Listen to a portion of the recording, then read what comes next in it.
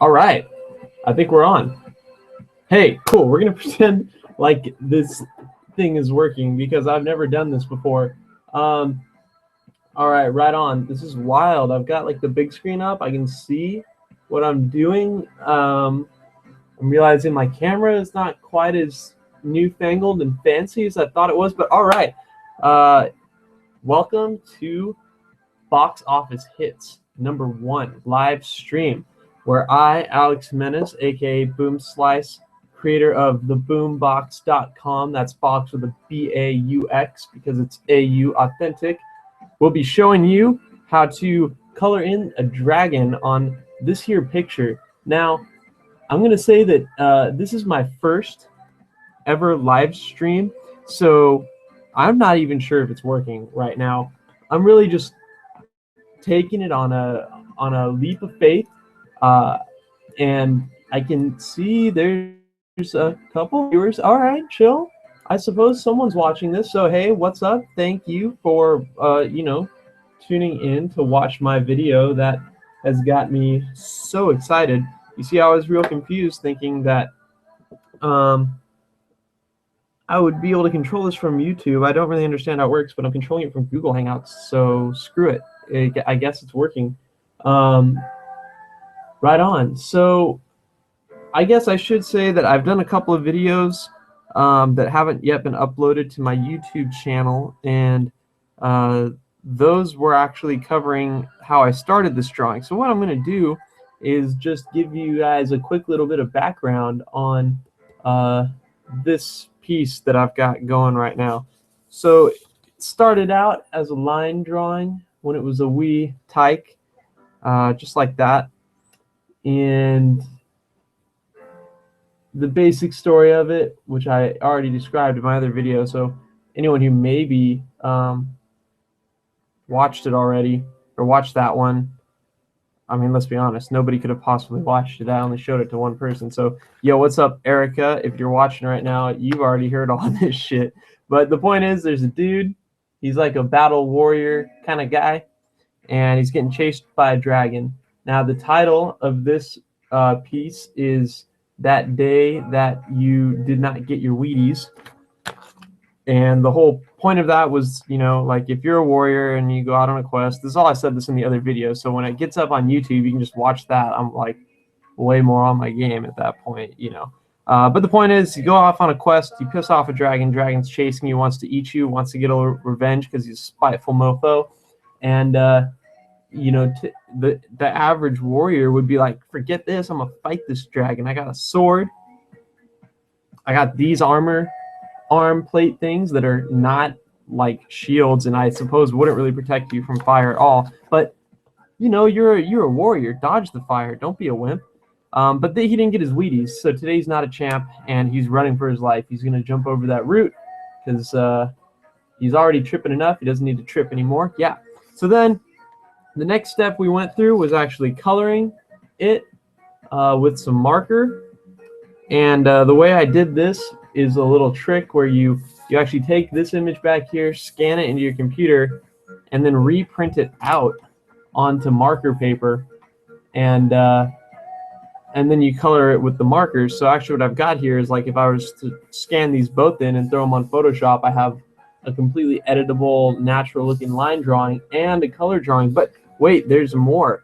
I yet again took it up a notch and scanned this piece, did just what I said in Photoshop, overlaid this onto it, and produced this bad boy where it's just getting plain ridiculous. And I know someone, whoever that viewer is right now that's watching me, we had a couple right at the beginning, but they must have been checking out something else because they dipped. Maybe the dragon scared them away, but this one viewer is on point. They're sticking with us the whole night. I'm hoping this is going to be excellent. So what I'm going to be going over is, how do you get from something like this, okay, relatively flat image, this was all done with Copic markers, by the way, to something more with this bit of, God, I really shouldn't watch the screen while I'm doing that, because you can see I just do weird. I'll do something weird where I'll like try to go up his arm. Yeah, see, I'll do that exactly. Like it's just plain stupid, but it's so entertaining. So anyway, what I'll do is I'll explain how we got from those flat colors here to like these really nice gradients, and this, you know, actually has a bit of a shine to it. I wish I had a flashlight to kind of really demonstrate it, but there is, oh, I can't, oh yeah, you see that right there? It's actually shining because he is wearing like bronze, whatever his society would have figured out how to craft up by this point in time. What with having to fight dragons 24/7. And the way I'm going to show you how to get to that point with the drawing is we're going to work on this guy. That's right, the center of the action. I know you all thought that this dude was the center of the action because he's like, you know, the main thing in the picture, but everyone knows we were looking at the dragon. And look at that maw. Those are some razor sharp teeth he's got going on right there. So, taking a swig of coffee, as always. All right. So, here's the deal. The way you get this kind of effect is we're actually going to be working with both markers and pencils, which I've said in, you know, the past. I've told it to people that I know, and I've, you know, told it to myself and then ignored myself to my bitter disdain, is that you should not do markers over pencils. But the thing is that you get some really cool effects. So what I'm doing right now is I'm rummaging around in my marker selection to get my dragon colors. I know you're all thinking like, man, what color is going to make this dragon? This dragon's already a Nantucket reddish color. Is that not cool or what? And you're right, it's pretty damn cool. But no, this dragon is going to be, I'm thinking reddish, because I suppose I already started with reddish, and may as well just keep going. So while I'm doing this, I'm going to do a quick shout out to our sponsors tonight. And those sponsors would, of course, be the authors of the great books that are currently holding up my camera. That would first and foremost be Thomas Sowell, authors of Intellectuals and Society, and then Michael Lewis, author of The Big Short, as well as Moneyball, which he is better known. Then John Kenneth Galbraith for his Money, Whence It Came, Where It Went. And that guy's actually a real jackass. He's an idiot, but, you know, got the book, got to roll with it. The last two being Roger Jones, author of Physics for the Rest of Us, and last but not least, T.A. Barron, who wrote the some Merlin books pretty much, and I haven't really read those, but all of these books make for great camera holders, I guess. Honestly, who reads anymore? Okay, so I see that one viewer is just hanging on right now by a thread. They're straight up watching right now. I see you, viewer, and they're thinking like, dude, I just tuned in. My attention span is not infinite. When the F are you going to draw something? So I'm just going to do something cool for you here just for shits and giggles. Oh, wow. You know, I just realized something. The camera image is inverted. I suppose the camera is actually upside down. That, you know, it's very important that I do not watch the screen while I draw tonight. Elseways, you will see me cause a catastrophe. So you see this green? That's a really nice green, right? We're not going to use it on the dragon at all. I just thought you would be interested to see me draw something, to know I'm not here to troll you. I'll even make a little gradient out of it. That ought to satiate the masses. All right. And looking at that blending right there, really quickly jumping around, and bam! Look at that. Green as a green grape. Green as a green sign on the freeway. Green as green grass. Green as broccoli. Broccoli is green. Yeah, it is. All right, I'm just slowly. Well, I mean, if you think that I'm dicking around, but look at these. I got a lot of markers, all right? I gotta get them busted out. And the unfortunate thing being that with the setup I've got right now, it's there's not a lot of room on my desk. That's all there is to say about it. Okay, so I'm going to describe to you now a little bit here. We may actually knock out some of this sky while we're at all this, so never fear. I've got a bag of tricks, some goodies here for you. And the music you're listening to is Spotify, of course. What else would I have you listen to while we do this? Listening to their something playlist, Chill House, because that's what we've got here. We've got a chill house. I don't actually listen to house music ever, so you know, this is all as new to me as it is to you. Let me get one last piece of tape here on this page, because when you're working, you don't want your paper to move on you, especially when you're liable to look up at the screen. All right, so I think the first thing I'm going to do, just to get a little bit warmed up, is I'm going to get at that sky. That's the first thing I'm going to do. I know you were all hoping that I would jump right into coloring the dragon, but unfortunately, sometimes you just got to take it easy before you try to tackle a dragon. And I don't really recommend trying to tackle a dragon ever, no matter how warmed up you are. If you come across a dragon, you have a lot of big problems to contend with. I think among them, a primary one being that you first need to assess the situation and decide if there's really a dragon there. Because I've spent my entire life thinking dragons would be badass, and yet I know dragons are not real. So if I suddenly found myself face to face with a dragon one day, and actually you can see I already made a mistake. I already made a mistake, everyone. You don't see the mistake? Let me lay this out for you. That wing, if you follow that line, that wing is like down here. So I guess what that means is that you're also going to get a lesson in how to fix your fuck-ups. And I say that meaning every word I said. That's right. Maybe I should have given a warning before the video, but this is not the Land Before Time. There will be no holds barred, no filter, none of that PG, PC junk. We're here to draw, and we're here to draw like badasses who drop F-bombs. We drop F-bombs and we color. That's my motto.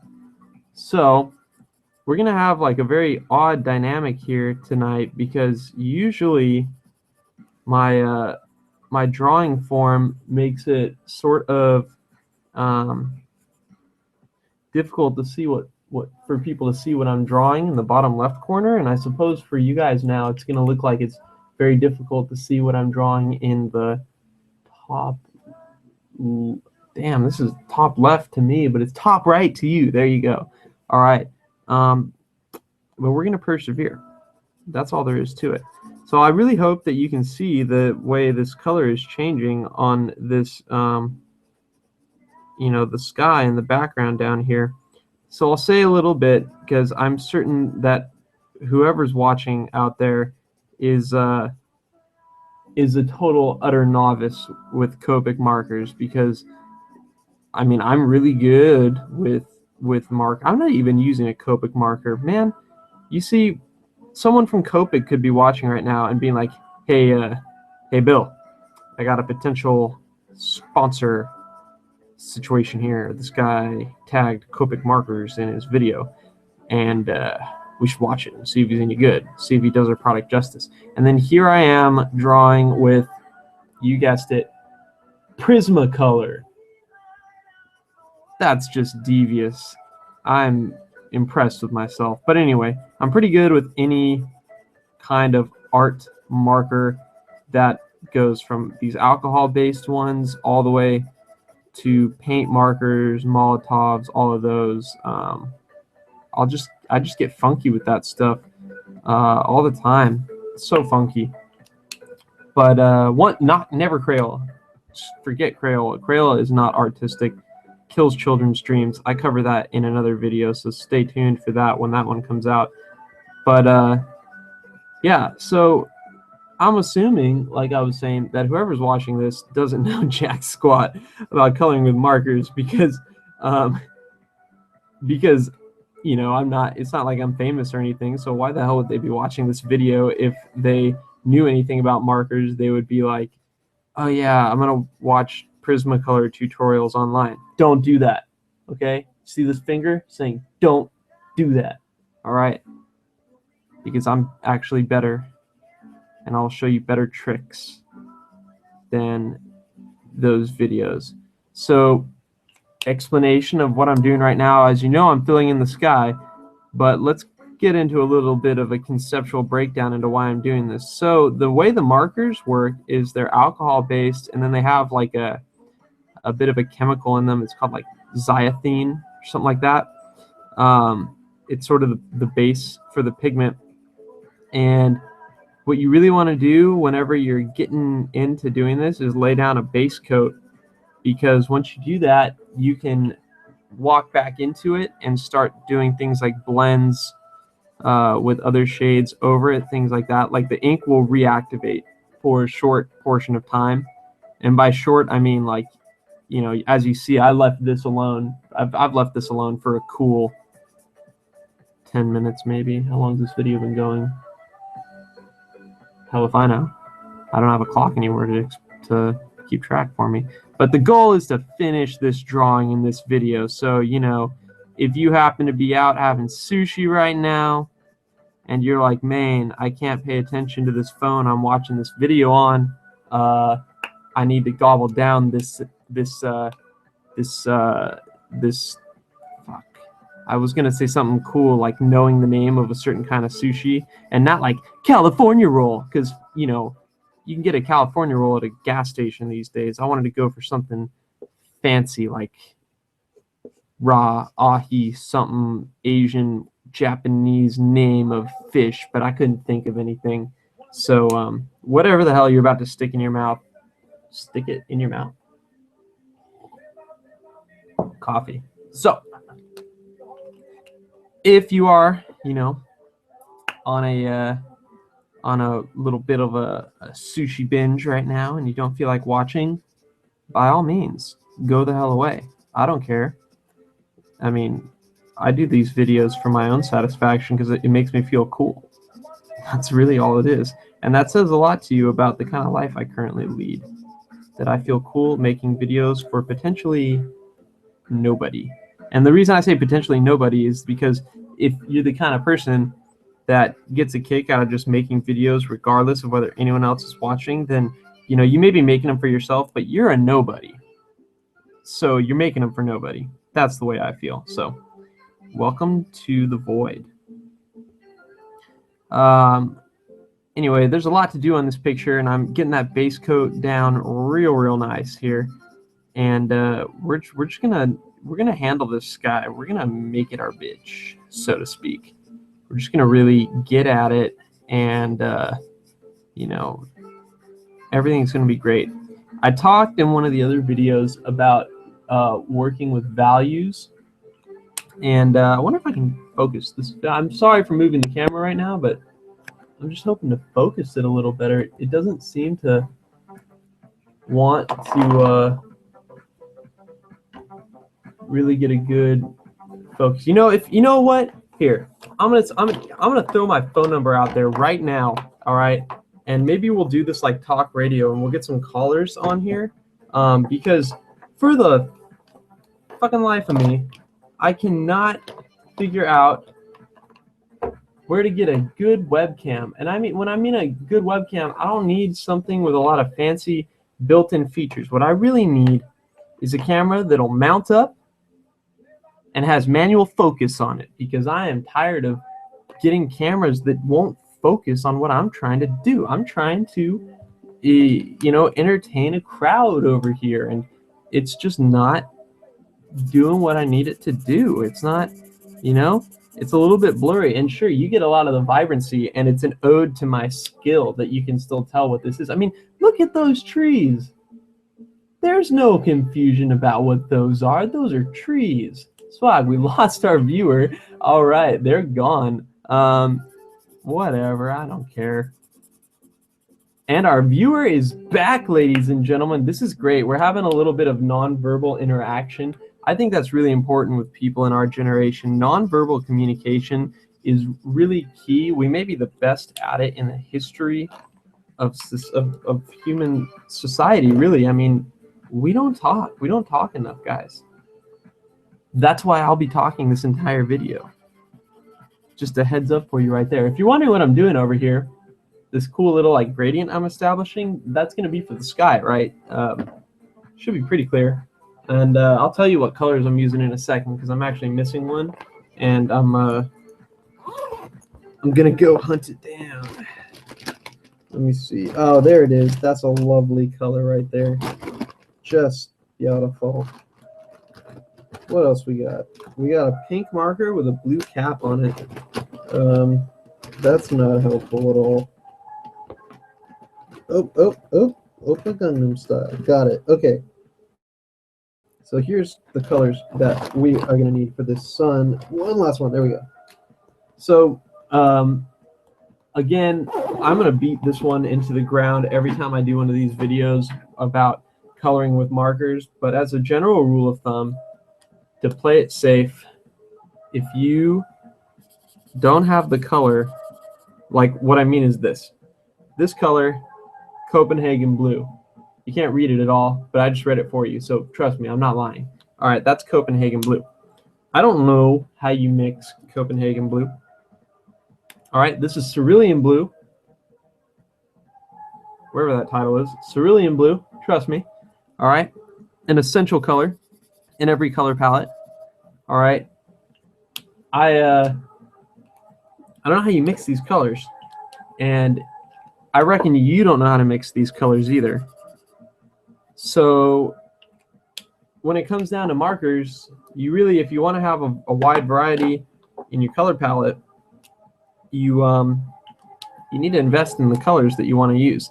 That's not to say that you can't mix colors that you want from other markers. What it is to say, though, is that you're going to use a lot of ink that way. You're going to get frustrated that way. And no matter what you do, there are going to be certain things that are off limits, because when you're trying to mix with markers, it's not like trying to mix with acrylic paint, where you kind of can take two colors, they're a certain value, and if you don't know what value means, deal with it. I covered it in another video, and I get on such tangents like the one I'm on right now that I'll never get around to the point I was making about mixing colors if I had to stop and explain values. So you have a little computer that you carry around in your pocket 24/7 called phone. Bust that thing out and utilize it. So when you mix acrylic paint, things like that, you can usually mix your color. I'll get my hand out of the way. You can usually mix your colors in such a way that you get the same value out of it. But not so with markers. With markers, you almost always get a darker value, unless you have very fine control and lighten up on your pressure as you mix. But that's all there is to it.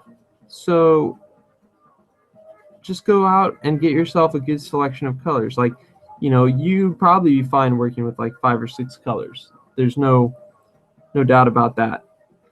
But you'd be doubly fine if you're working with like 10, 12 colors, just because it's going to give you a little bit of leeway. I just really want to jump over here super fast. I know I'm in the middle of this video, but I want to make sure people can actually see. Let me take a gander. So I did post it on Facebook.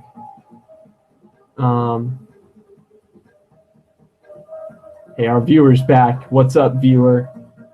I have no idea if my link on Facebook actually directed anyone to this video, but that's okay. It's our first live stream. What we'll do is we'll troubleshoot later on. Not in this video. You want to see us draw. You want to see us get down to the techniques. So here's the deal. As soon as I get this Deco blue, I didn't tell you what color. It's Deco blue. Deco Blue, which is a really nice color. It's almost like as blue as you can get without being turquoise. I think a lot of people. Okay, you know what? This is a pet peeve. I'm gonna talk about this. This is a goddamn travesty of justice over here. So many people in today's world don't know what turquoise looks like. Okay, turquoise is not a blue. All right, I don't care what anyone says. I'm the authority on this because my entire life I have had a consistent perspective on what turquoise was, and I'll be damned if anyone else is about to come along and say that it's a shade of blue. It's a freaking shade of green. It's like a greenish. It's like a bluish green, I should say. And some people, they look at turquoise, the stone turquoise, and they think, oh yeah, that's, the stone is bluish and turquoise is the color named after the stone. Therefore, no, shut up. That may make perfect logical sense. That may even be historically accurate.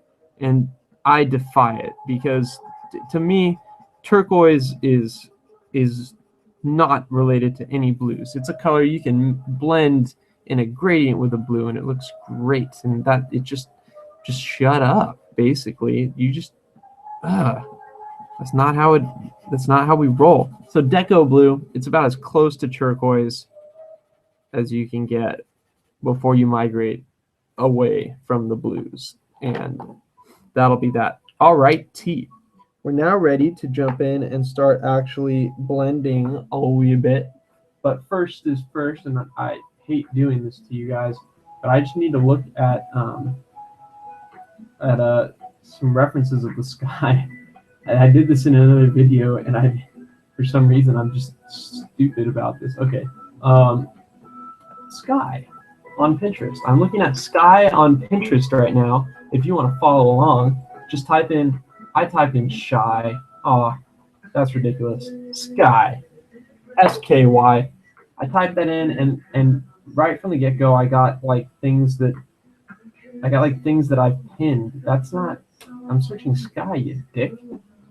Here we go. This is looking more like it. Everything that showed up starts with a blue preview. And wow, there's like a rocket shooting off as the first. These are all going to be night skies, aren't they? That's not helpful at all.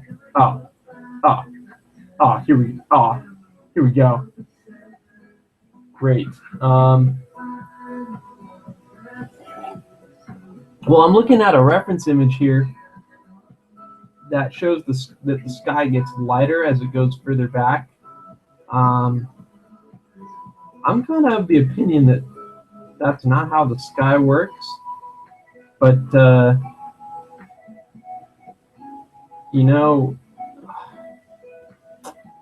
we're gonna ride with that. We're gonna do what the good book says, which means we're gonna do blue.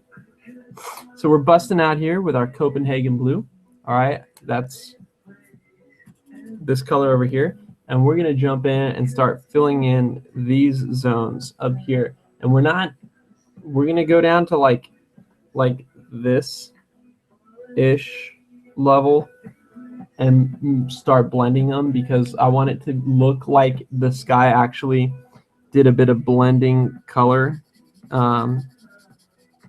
Not just like, oh, it went behind the dragon and it came out a different color, because that may be believable if you make like the dragon super badass, but it's not if you don't. And don't take that to mean that this dragon isn't going to be badass.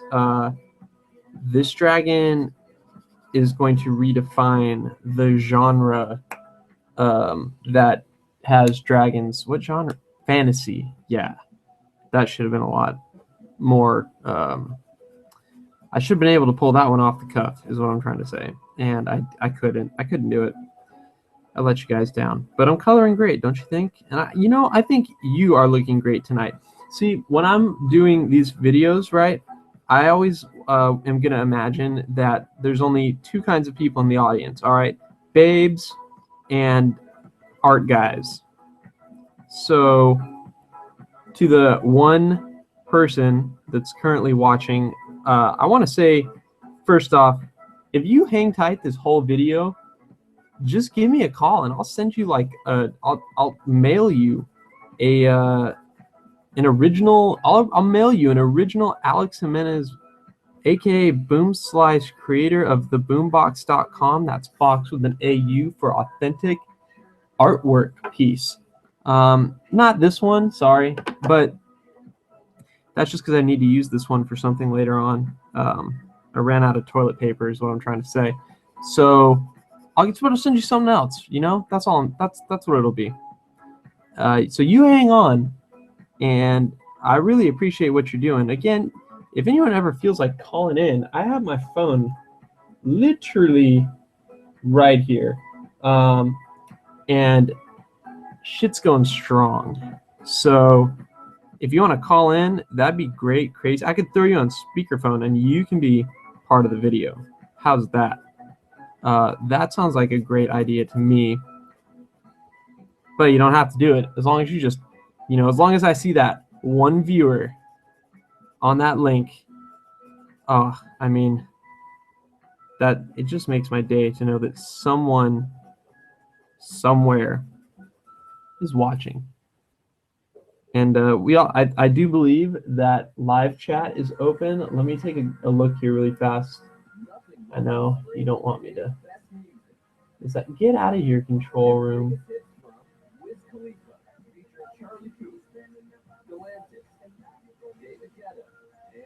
Huh, that's weird.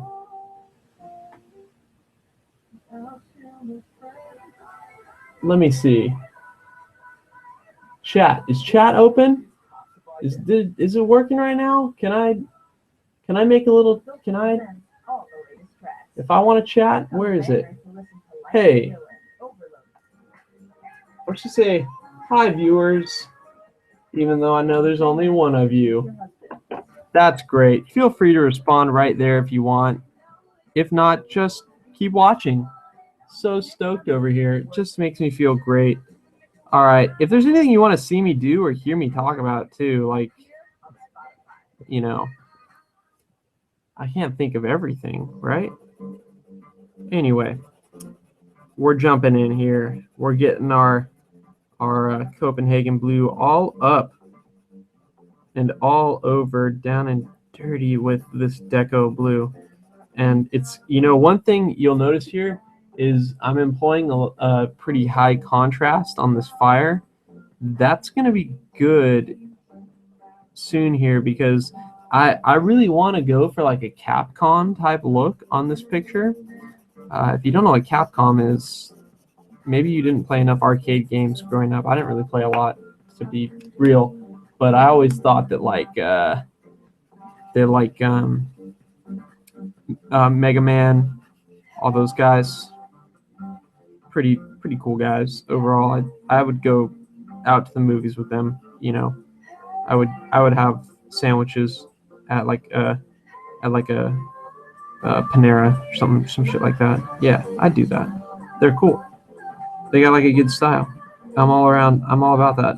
In fact, you might go so far as to say that my entire life has revolved around the aspiration to draw well enough to get hired by Capcom and go have sandwiches with Mega Man. That's a sad fact of life, really. But anyway, high contrast, right?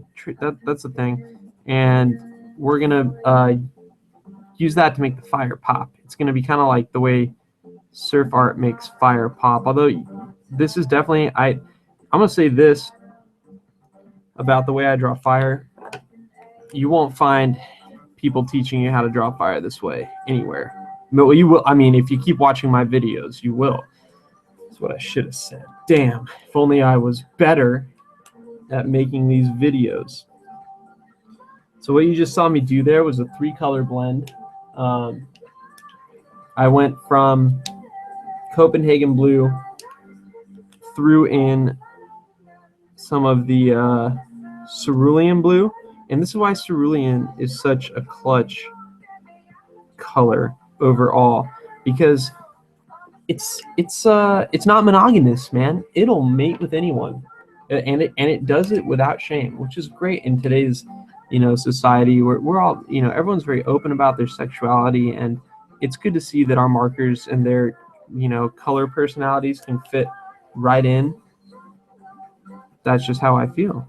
You know, I think if the world had a little more cerulean blue, you know, like you ever see any countries' flags that have cerulean blue on them? No, I think that's indicative of the problems of our society. We need to fix it. Just that's a real simple fix in my mind. That's a, you know, just change up those threads, make some new flags, and it'll be the dawn of a new day. Speaking of flags, I got a bone to pick. Got a real bone to pick right now with YouTube. Actually, as a matter of fact, this has got me peeved. That's right, peeved, because I was trying to set this whole thing up, and I'm a total novice when it comes to these video things. You may have picked up on that. I don't know. Perhaps you're very perceptive. So when I was doing that, it was like, oh, do you like want to include your location? And I'm thinking to myself, yeah, I want to include my location, and not for any kind of like weird narcissistic, you know, power trip type reason, but I want to include my location because my location is good for Google making my video findable, stuff like that. You know, I know they use that information in ways that will benefit me. So I was like, yeah. But it didn't have like the United States set as in automatic. So there was a drop down, and I said, oh man, I got to do a drop down for the United States. This isn't very patriotic. So I do it, and I open it up, and what it pulls down, not your standard drop down menu, but like a picture, little thumbnail images of a bunch of countries, different flags, all in alphabetical order. You got Argentina, you got Armenia, you got Armenia's not around anymore, I don't think. You got Afghanistan, all those, you know, going down the list from A to Z for Zimbabwe. And you know what's missing? You know who's missing? The United States of America. That's what's missing. I'm not okay with it. I don't even care if that's because Google secretly actually has it automatically set to detect that you're in the United States. I want to see our flag listed amongst them because we're the best nation. That's all there is to really like say about it, is we're el mejor. I said that in Spanish to let you know that I am cognizant of our Spanish-speaking viewers out there. You know, I'm contigos. Oh, some good coffee. This is a good song right now too, right? Don't you guys agree? I do. All right. So we're liking what we did with the sky here now, and later on I may decide to push that sky even further, but I'll probably do it with colored pencils because that's part of the whole point of this video, is to show you how we can work with colored pencils to get a bit more effect. So now let's see, taking a look at how we're going to do the dragon. All right, a little how the dragon's anatomy works here. I'm actually going to bring in the line drawing really fast and explain that. So this may or may not clarify anything at all, but the way the dragon's body works is that the head is here. I'm not sure if this makes it clear for all you guys, but I don't care. I wanted to be cool and overlay the line drawing. Wow, it was amazing, right? Right? Okay, so dragon's head is here. His neck goes like this, down here. Okay, so that's what this line is, just this middle line of his neck.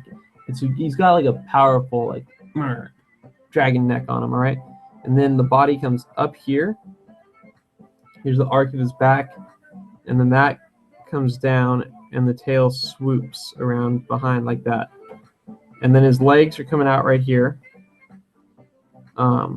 And then his wings are like there. And we already know I gotta fix that one spot. You guys should have reminded me, because I colored that blue. That's gonna be really hard to fix. Not saying it ain't possible. Don't get me wrong. This ain't my first rodeo, and this ain't no bull, but it has horns. You could grab it by the horns if you really wanted to. That's life. So what we're gonna do is we're gonna start pushing the values on this dragon. So first thing first, I'm gonna try and always do my color checks somewhere that you guys can see. I think that that's only appropriate. So let me see, this right here is kind of the line of sight for you guys. So I'll always be on that side of the line. That way you guys can see what I'm doing. I've got a mild assortment of reds to work with, which means that when in doubt, I may have to, do those blend well? Yeah, I think they do. That's interesting. You guys can actually see the glare off of the wet ink as it dries. Very cool. And then I've got this red over here to work with. So these are the three reds that we're looking at with this dragon. I've got mahogany red right there. I'm pretty sure that was this color. All right. Then I've got a magenta. And I think magenta is actually the color I used on the dragon when I did the original coloring here. Oh no, definitely not. I used something else for sure. It's almost the same. It's almost the same skin tone as this guy. This guy's out, thighs out over there. I may have to track that color down at some point. But anyway, so there's magenta. And then the last one is crimson red. Now, I don't know about you, but this marker doesn't look crimson red to me. It does on paper over here, but it doesn't here to me. That's just my opinion. And we already established, right? I'm the authority on colors up in this shit. So, yeah. Then I have a few of these. So now this is your first look at some Copic markers. All right. These are the creme de la creme when it comes to alcohol-based markers. That's, yeah, that looks more like this color, right? This color. Yeah, it does. In fact, we may start with this. I'm going to show you how to do that. Yeah, that's what I'm going to do. So there may not be a big change here, but watch, we're going to come over this and actually try to put a little value into the dragon. Keep in mind that this, there are parts of this image right now, mainly any part that has to do right now with the sky, the dude, or this branch here, or the ground. They all have actual pen ink on them right now, whereas oh, and the sky, you just saw me color the sky. But other than that, they also have some colored pencil on them. We'll get into that. But the dragon and the fire only have ink from my printer, which is, it hasn't been printing so good lately. I think that the heads are dirty, but they're not getting clean every time I try and clean them. So, you know, that's life. But yeah, so what this means is that actually this ink is going on really nice and bold compared to all of that. And I think that's what we wanted. So what we're looking at right here is that's like the dragon's, this is like the dragon's shoulder, and like his armpit is right up in here. You can notice no arm hair. That's not a sign of like immaturity. In a dragon, it's more a confirmation of their reptilian nature than anything else. I bet you didn't think you'd be getting anatomy excellence on dragons up in here, but yeah, you are. How insightful. So one thing you kind of got to think about in this image, and I'm not paying it too much mind, which will bite me in the ass later on possibly, and mean I'll have to do more pencil work, is the way that the light from both the ambient light, which is kind of coming from down like this, so you can see that his leg is bright here, his face is getting hit by some of it on his armor, all of the shadows are on this side, you know, shadow, shadow, shadow, shadow, shadow, shadow, bright, bright, bright, bright. So on the dragon, if you're thinking spatially, the parts of the dragon that we can see pretty well, like towards us, ought to be slightly darker, or at least this is indicating the shadows for us. This is just a tip. Like I would consider this to be a basic concept that is tough to practice and master, is the idea of thinking about the way your light is going on the image. It's harder the more complicated your image is, and it's also harder to do. It's also harder to do the more complicated your forms are, and it's harder to do when you're doing like what I'm doing right now, where I'm kind of just trying to color it all on one page. That can be tough, because one thing that you can do to make it easier for yourself is, like before, when I was coloring on different pages and then I layered them and I retraced over them and then recolored and did all those things, is that can help you figure out the light. But we didn't mess too much with that, so we kind of just have to right now be conscious of the values and stuff that we're working with on this dragon. This, like over here, this horn that I'm coloring in right now ought to be a lot in the dark, but not on this side because the light's going to hit it there. That would be dark right there as well. Odd the marker wasn't doing much for that little bit. So yeah, now, so we've done that, and this is going to be good because this is going to ensure that we can achieve a pretty nice gradient with, that's a cool orange. Does anyone else agree? That's like a Magikarp orange right there. I did not expect that out of this color called salmon red. Oh, by the way, okay, if you can't read the names on these, I'm pretty sure though that you can still kind of read this, although it is apparently backwards for you guys. Trust me, I will fix that in future videos. It's unacceptable. This code, if you look up the brand of marker, which is Copic in this case, look it up by that color, you'll find lots of varieties of the marker, and it'll be the same pigment. The same goes for the Prismacolors. The only difference is I don't think you've been able to, well, you have, but it's probably so hard to read this little thingy right here, but it's also on the pen tips, and they're just really inconsiderate, and they make these very small. But like this cerulean blue is PM 126. You can look up what how those code names actually work and sort of mentally navigate the colors if you wanted to. I haven't done that ever in my life, even once. And I just kind of wing it and view my colors before I work with them. I think they appreciate that. It's saying to them, I don't treat you like an object, but something which must be understood. Now, we're basically going to do the same process again that we did before. I promise we're going to jump into like putting cool bits of texture onto the dragon, kind of like how we did on here. I mean, you guys can tell this is smooth as shit, right?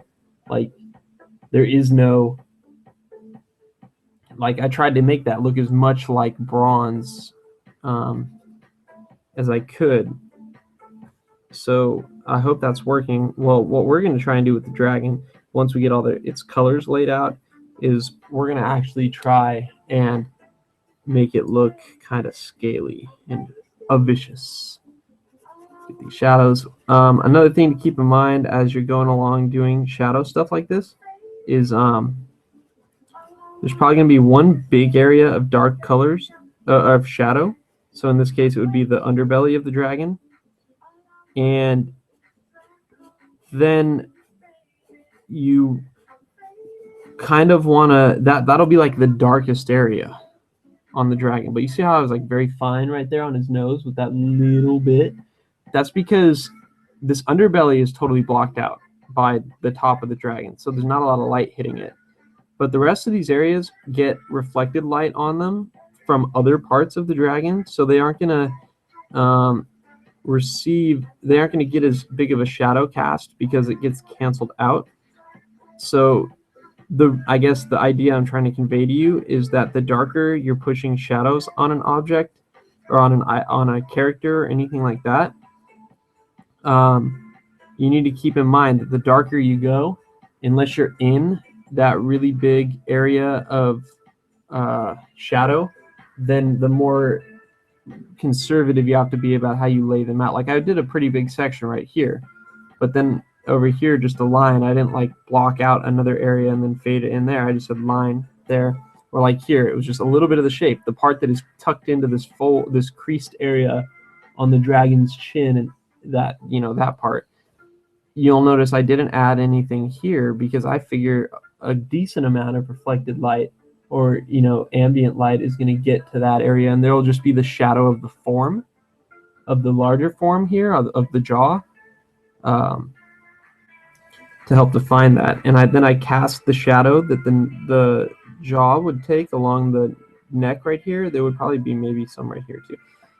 And then this is where we're going to start fixing that fucked up wing area, because this gets a shadow as well. I promise you, at the end of this video, you will not be able to tell that we made a mistake in here earlier by forgetting part of the dragon's wing. You'll always know that it was there, but I challenge you to go grab a friend, bring them over, and have them look at the picture and be like, you know, do you see any spots that you messed up? And that's when you'll discover that I'm pretty good at correcting my mistakes when it comes to drawing. At least, you know, I made a lot of mistakes in life. Not the man I used to be. Blah, blah, blah. Orange. Swag-olicious.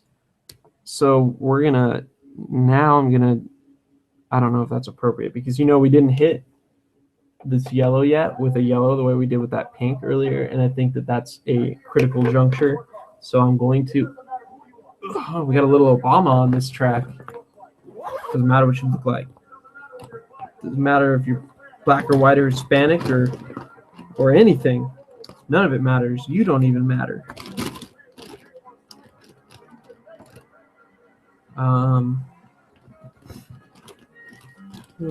Sorry, just grabbing my markers here.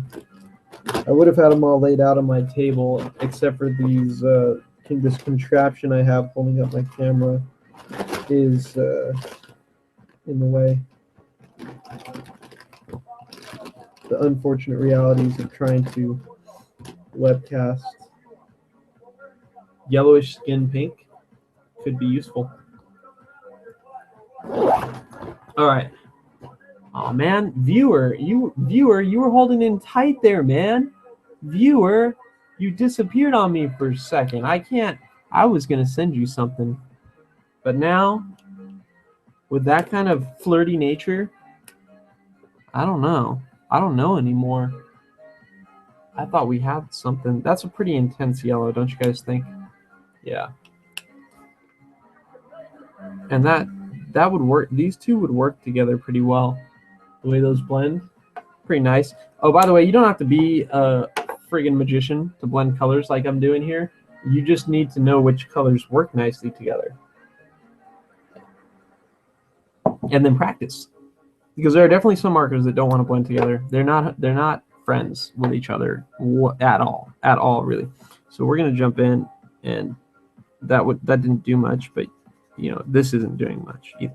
It's there to lay down a body of ink that we will use to work out our blending woes in like 0.235 seconds.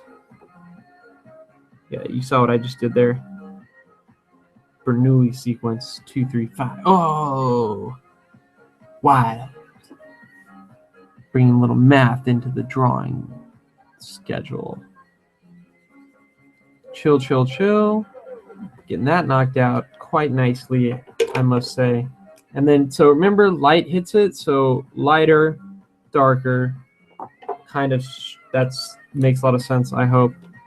So we're going to jump in. We're going to throw some yellow on here. And here's something I was explaining before about drawing with these markers, is that they add value, right? So it's getting darker and darker the more I color, and especially with yellow, this is a big bitch and a half, because yellow is a color that gets a lot of its character from its, the fact that it's a light, flirty color. But what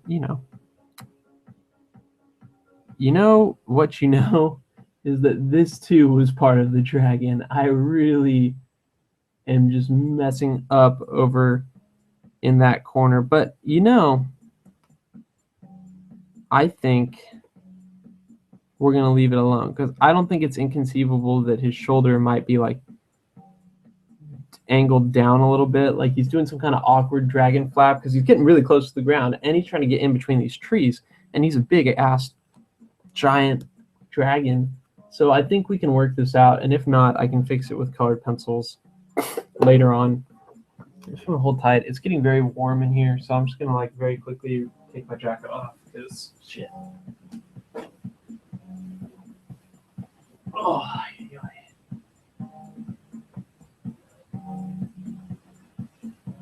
well, if that ain't refreshing, then I don't know what is. Jump back in here to my workstation. Viewer, you are hanging in there. Here, I'm going to give you a little shout out. Huge shout out to the viewer. All right, 2 viewers. Oh, another viewer. We're saying it right here. Yeah, dope. All right, this is great. I'm feeling so stoked right now. Time to jump on this, because now I got 2 people watching right now. You guys are dope. Somebody respond to that chat. I gotta know, what do you guys think? I'm so excited to have people be watching this right now. You don't even realize I don't get excited about stuff. I'm not excitable at all. People who know me will just be like, he doesn't get excited about stuff. Like 1 viewer, they have 2 viewers. Yeah, he's back again. Cool.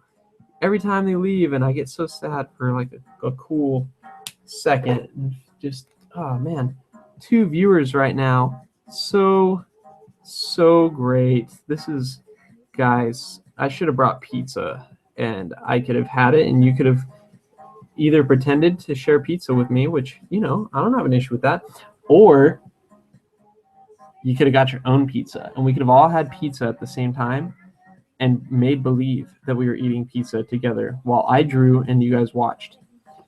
So here's what we're doing. You might have picked up on it. Some of you out there have demonstrated real perceptive ability, which is great. Since we can't, so here's a little, like, a bit of workarounds for you, right? Like I was saying, you can't layer markers and achieve lighter values. As far as I know, you can't do it. But these wings, right, they're going to be light. So we're actually creating the illusion that the top part, because here the light's hitting it, right? And the light is hitting this at a flatter angle than it's going to hit it over here, which means that this is going to be darker, basically, is the point, because light's going to actually get through this. It's going to be translucent of sorts. That's how I think about it. That's how it's going to work. It's following the same rules as the dragon, is lighter on the top, darker on the bottom. The wings, lighter on the top, darker on the bottom. So we can't bump these values brighter over here, but we can create the illusion that they are bright by darkening around here. So if you're trying to work along with me, first off, kudos to you. All right. Second off, that's the conceptual approach to what we're trying to do. So one thing, you don't need a ton of colors to achieve this illusion, because if you just let the colors sit for a second. Did viewer 2 just leave? You came back. You had to take a piss or something? Okay, cool.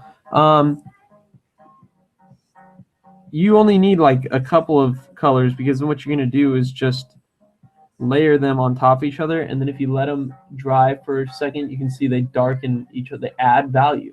The same thing that causes the problem that we can't layer and add value here and get it lighter is the same thing that helps us solve the problem over here because we can layer the same color. I've been using the same marker to do all this area here just over and over and over, and it darkens up. You want to know what color it is, don't you? Khaki. And that's PB 209. So there's your khaki. And I would say with these, you know, unless you have like a pretty dramatic color that lets you really get wicked and with like your layers, I would say like 2 or 3 layers is gonna be as much as you can pull out of any one bit of marker. Now what you're seeing I'm doing is, because like I said, we're gonna be texturing this dragon, right? So what I'm actually doing right now is just little tiny dots, little light dabs all around. Try not to make these too uniform. That's the key, because I'm kind of a big fan of like the dragons where they still have some like pseudo scales on their wings. Even on the webbing of the wings, it's got like dippled surface on it. I think that's very cool. And as you're getting closer out here to the part that we didn't want to be too dark before, you got to lighten up and really get fine. Like, this is the nice thing about having one of these brush tipped ones, because I can, you maybe couldn't see it as well over there. Let me see, where is the spot that I can do this? Watch, like here's, you can achieve different sized dots. All right. Fucking that whole thing where you couldn't see it. God damn. We're over here. Over here. Okay. Here we are. Different sized dots by just working your way onto the tip of that marker like it is like it's a paintbrush, to be honest. Someone just texted me. Did I just get a text? Once someone asked me, can I watch when I get back from sushi? Yeah, I'm still going. Duh. God, fool. By the way, again, you guys who are viewing right now, I would really love to hear commentary. Like, I know I don't even know if you know me or not. You're just watching. Like, you're like, dude, look at this guy. He's a damn guru. You know, the Mahatma Gandhi to your marker India. I don't know. Oh, by the way, since you know, viewer 2, you just joined me. Who knows if the same viewer 1 has been watching the whole time. I really hope so. But this ain't no politically correct show here, all right? I say what I want to say, because you come here for the drawing, which means that if you enjoy the stuff I say on my show or on my live stream here, then that's just double the pleasure for you. But it's not what you came here for, which means you could just as easily ignore it, and you would get the lion's share of the information I'm saying. So are we liking the way the wings look? You know, are we liking the way they look right now? If someone wants to jump on that live chat and just say, yes, we like the way it looks, that would help me a ton. But, you know, you don't seem inclined to do that. But what, you know, you don't have to. I'm not saying you have to do that. This doesn't have to be interactive. This can just be me running the show. So we're going to jump in now, start pushing the values even more on the dragon. I want to stress, when you're doing these like scaly effects, it's probably good to really, really be gradual with the stuff that you do. So this, I'm jumping magenta. It's the same color I used here earlier to darken this up. I'm going to double up on it. And again, it gets darker, but you know, like I said earlier, the darker and darker you're pushing it, the more and more limited this area. So I'm actually not even going to get in around the face of the dragon. I'm just going to get in these really dark areas here, barely on the wing, just barely, in his undercarriage up in here, around his dragon crotch. You know what I think would be strange? Like, you know, you see, here's a thought, may entertain you, but like, you see a dog and you see a buffalo like on the dime, they got their little wiener hanging there. You never see that on a dragon. That'd be an interesting thing to include. We're not going to, don't worry. We don't draw dicks on this show. But it still would be interesting to, you know, be like, oh, I've never seen that before. Dragon dick. No? Okay. So anyway, that's just thoughts that pop into your head when you're trying to draw shit. So what do we say that I go with the crimson red, or as they say in French, which I cannot pronounce, the rouge cremoisy. I don't know how you say that. I don't even know why French is their go-to second, other than France is presumably an artsy place, but I think I could take on the French. Let's not mince words here. I'm down to fight. All right, so again, just pushing these values, trying to be very careful around the sword, because the sword is something, a sword is something that's got like a straight edge, particularly this kind of sword. So you don't want to accidentally curve that edge too much, because then by going over it with bits of color that would mess it up. Sorry, you can't see what I'm doing there. If I accidentally got over this and colored it, it would ruin the integrity of the edge on the sword. So I try to not have that happen. So I think the dragon is starting to get a good-ish sense of three-dimensionality to it. And we can try doing that dippling effect. Well, I'll do it with the, where'd you go?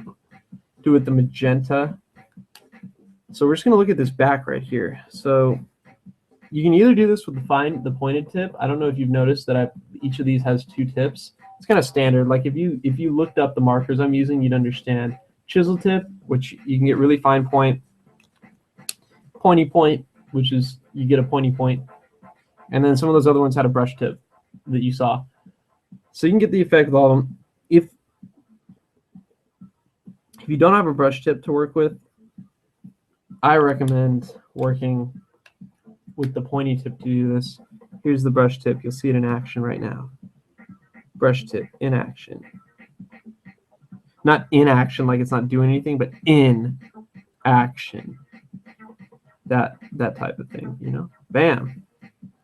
Looking dragony, right? Yeah, it is. It especially looks really good on the screen to me right now because of the fact that it's blurred out. We lost a viewer. I was doing interesting shit there. Viewer 2, you keep pulling these shenanigans with me where you disappear when I'm trying to do something cool, and it hurts my feelings, man. Just knock it off. All right. So here we go. We're putting scaly texture on the dragon. Now, so we thought about a little bit like how I was texturing this on the wings earlier, right? So maybe you're looking at this right now and you're saying to yourself like, well, why don't you do dragon scales? Where's an area I can draw on? So why don't you do dragon scales like this? You know? And no doubt there's a time and a place for that. For instance, if viewer 2 disappeared again, asshole. So if you were doing this, I'm not actually mad, I'm messing with you, so don't worry about it, guys. If you were doing this, it would be if the dragon was like very close to us. You would see this, the reason you see a scale like this is because they kind of cast a shadow over each other. So actually, more realistically, it looks something like this, right? But all you can really see here is like the most infinitesimal marking of that shadow, which is why we just do these little dots, because it's far away, and really what you're getting is like that stippled look. That's the way I approach solving this illustration problem, and you're going to see that it's the right way of solving the problem for this. Otherwise, it looks like otherwise, if you think about it, your dragon just has these massive scales, and it doesn't make sense.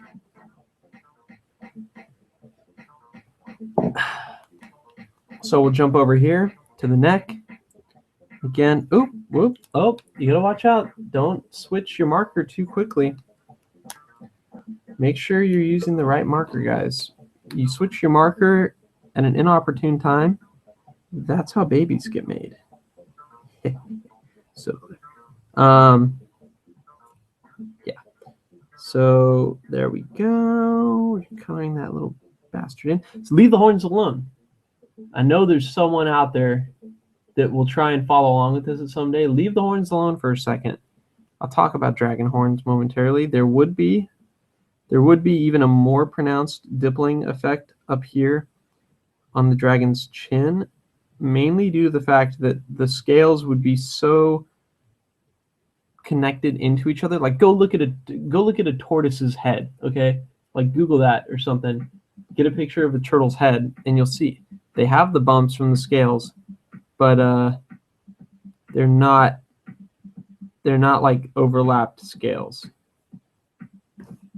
And I think turtles are really good references for drawing dragons. I own a tortoise, and not only does he act like a dragon that can't fly or move fast or in a lot of ways engage in intelligent behavior, but a slow, sleepy dragon, perhaps, is the way to say it. So don't worry about doing it back here, right? Because think about it. The further down and in this background, the further away that dragon tail is, the less we're going to see those kinds of scale things going on.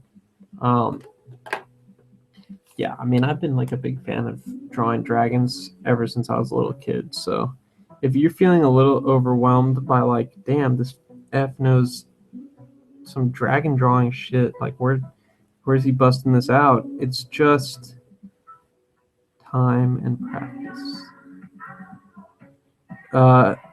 Yeah, don't be too heavy on this when I'm jumped into the magenta here.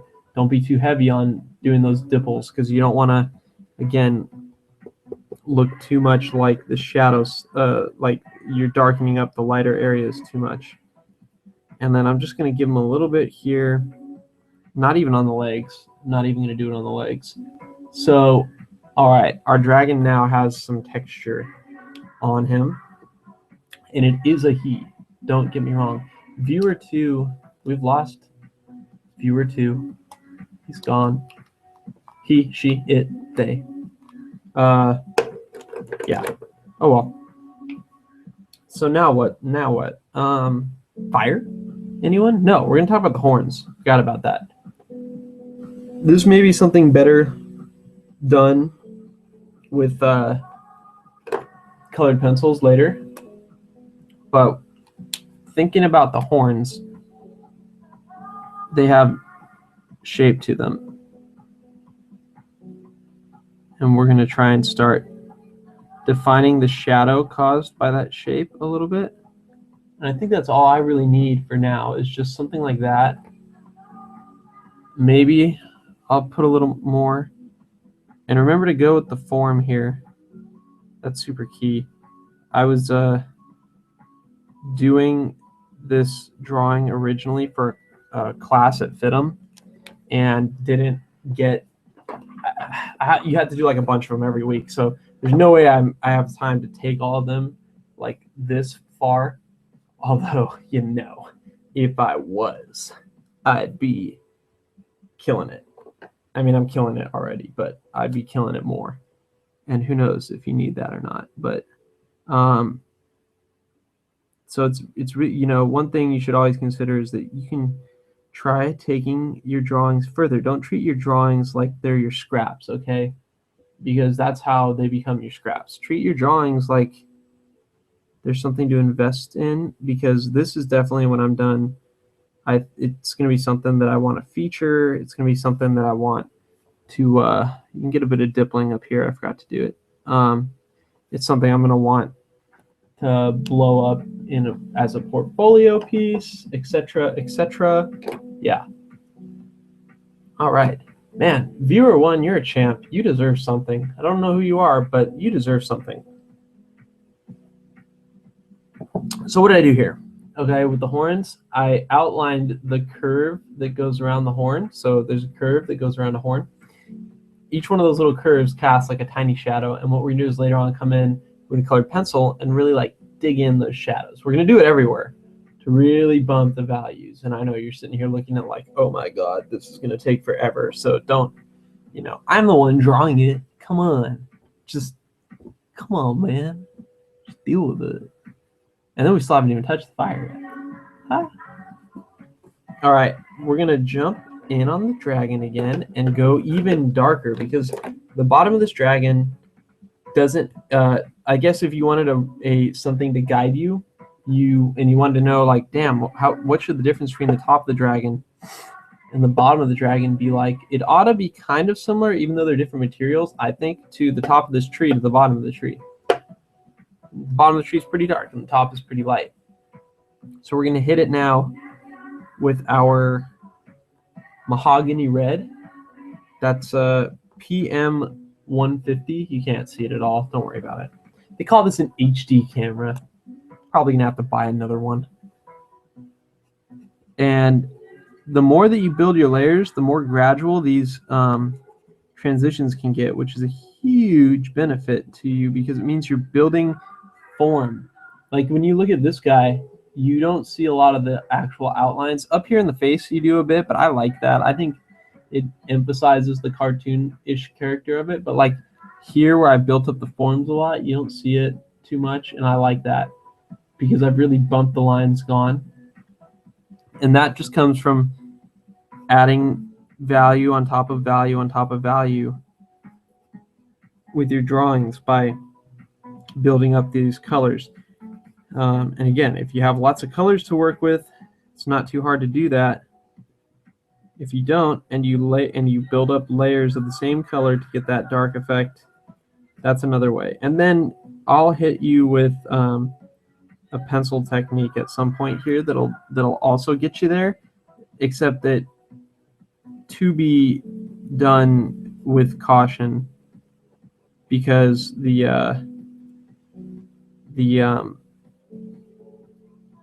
pencil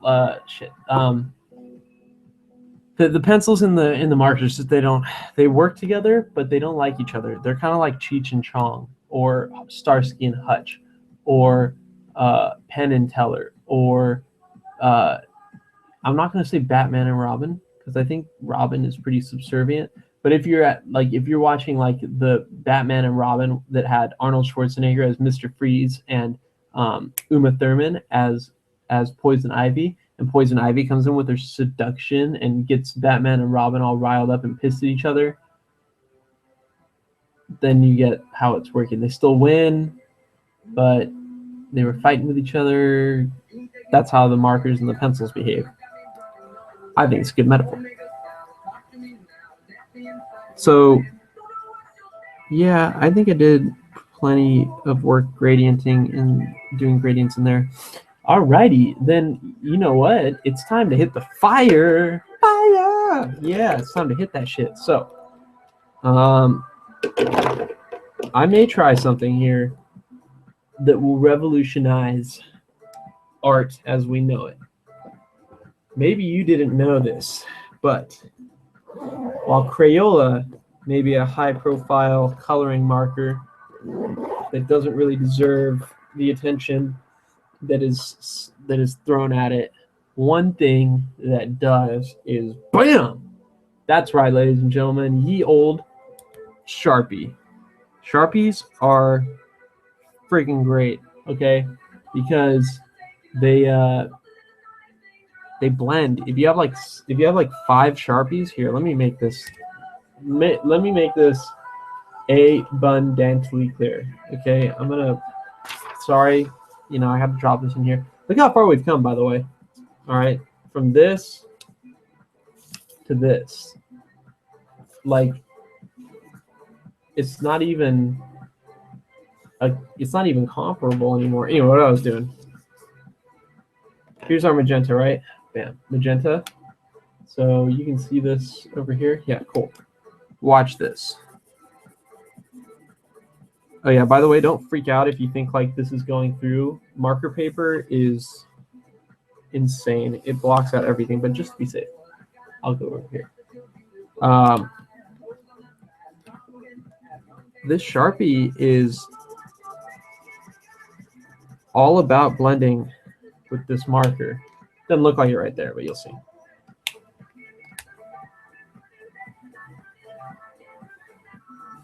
So,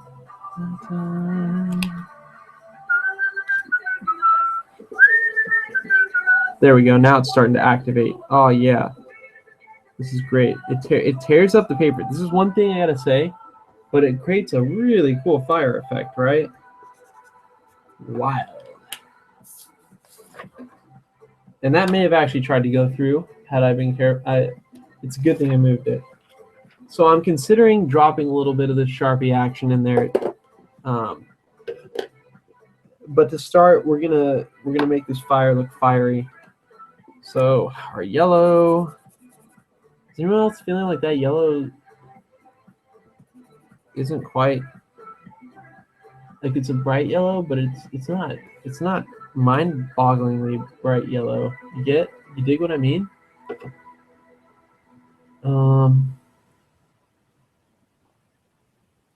Yeah. Let's see if I have a brighter yellow. Brighter than that, but not like the Sharpie yet. I just wanted to demonstrate that for a second to let you know that Deco yellow, not the right yellow. Yellows are tough. I was saying it before that yellows are real hard to deal with because they just don't like. They're not. They get their character from the lightness, and the more you build up with them, the less light they get. That's just how it happens. But we have several good oranges for this fire that we're gonna pull in here and just blow your mind. Look at this. Look at that.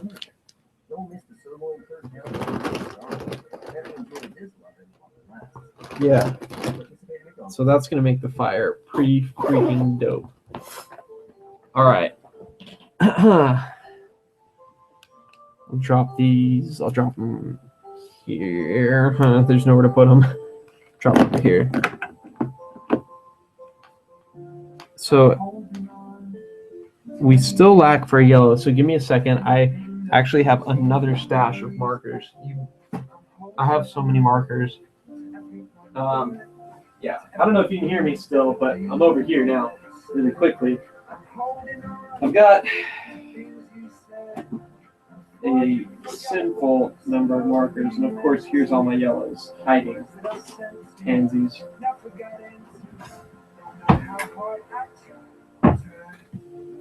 All right. Here's the yellows that we wanted to deal with before. I didn't know where they were, but now we've got them. Just set them over there. Get this orange. I'll put the orange with the yellows. And I think yellow ochre. Pretty good. What about this one? Spanish orange. The Spaniards do not know what an orange looks like, do they? But it appears that that is the yellow that we really want. So let's have at it. One thing is I'm just going to, okay, so when you're drawing fire, it's tough to explain if you don't just have a lot of practice with it. But fire is, to me, something that you have to somehow emphasize the unfurling of the flame. Okay, this is how I feel about it. Like if you were to look at like race car fire, shit like that, it's always curves and loops and stuff, and it's super nice. So I try and channel that. But one thing I try and take it further is like looping it over itself. I don't see a lot of that. There's some people I know who do it, but I like to think of it as something that's a bit characteristic to my drawing style. It's not like I've made it famous or anything, but it's definitely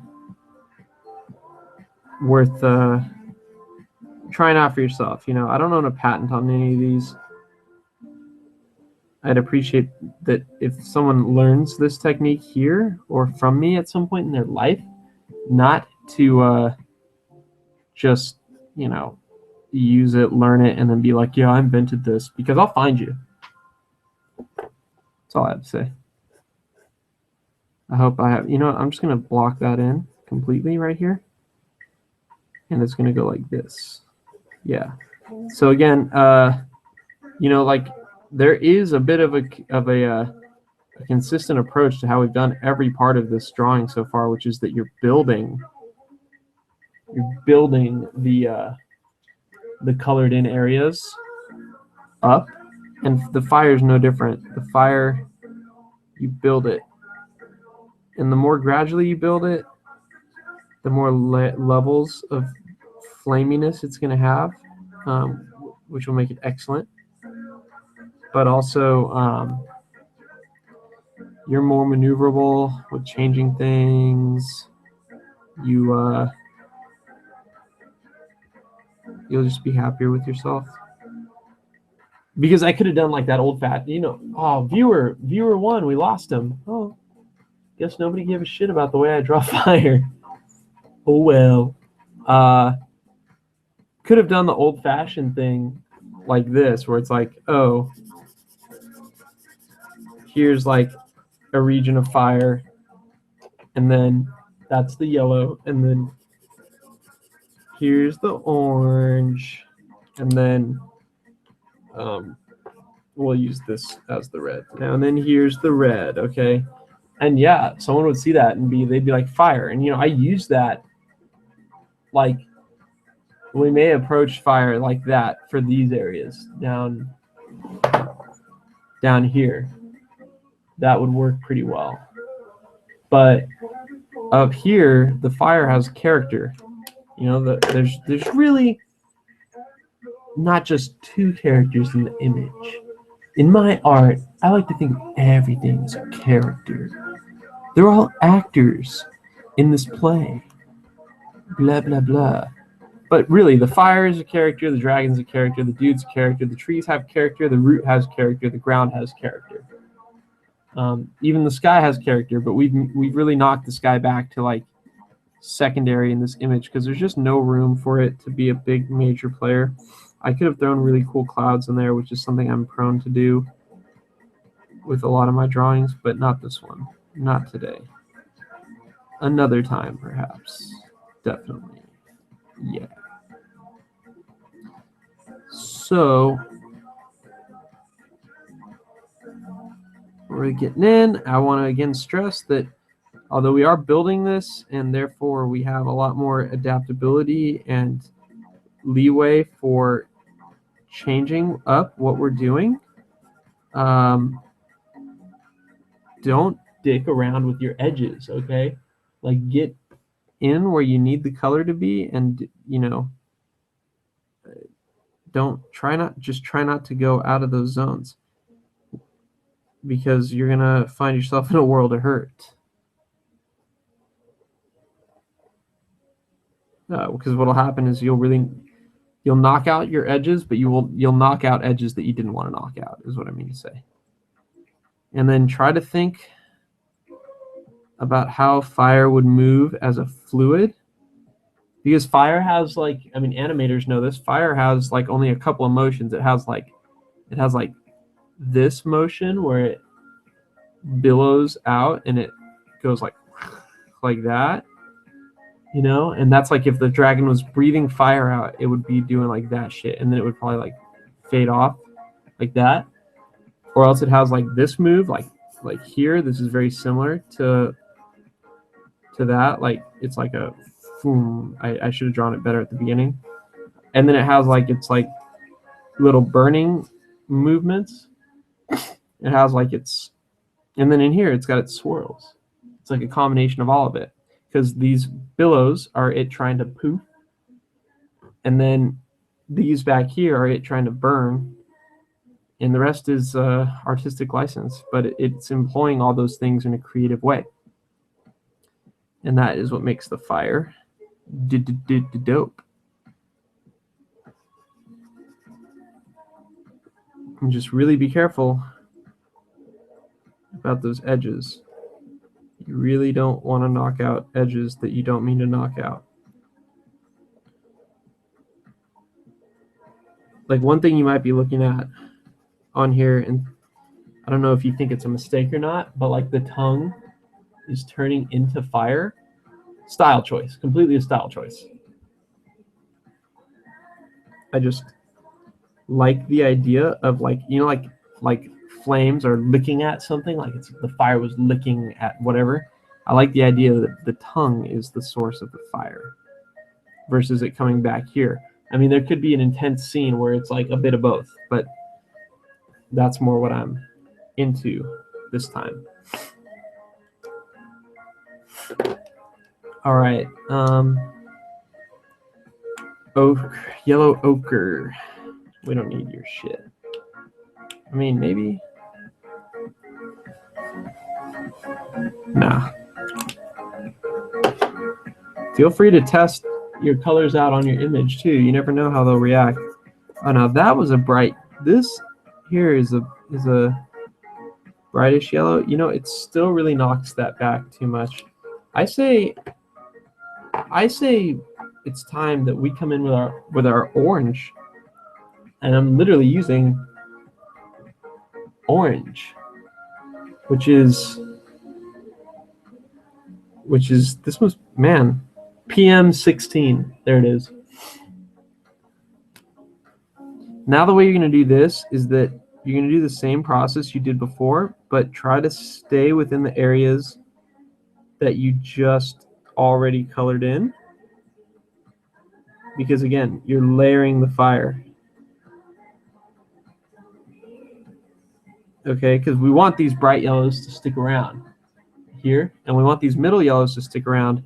We want those middle yellows to transition into the oranges. And then in very, very few instances, we will try the orange directly against the yellow, which I'm actually trying right there. So there's one of your few instances. But yeah, these cause the fire to have character, and that's a good thing. Using flicks of the marker is a good technique for trying to get like these burning motions, just because they are supposed to be very natural and fast. I mean, I didn't do a flick there. If I get better at doing videos someday, I'll actually like demonstrate the technique as I'm talking about it. That would probably be advantageous to you and me and you together, whatever. So now I'm just blocking in these fiery spots as best as I can.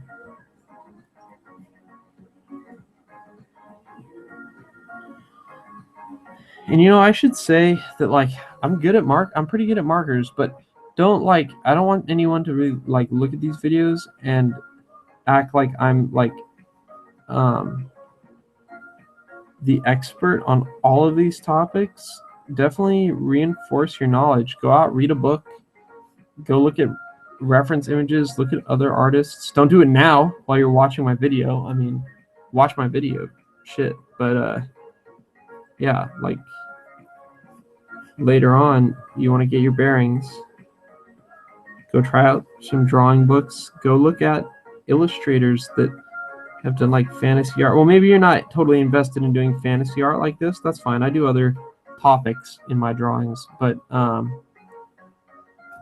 yeah, definitely see what other people are doing, learn from them, adapt their techniques.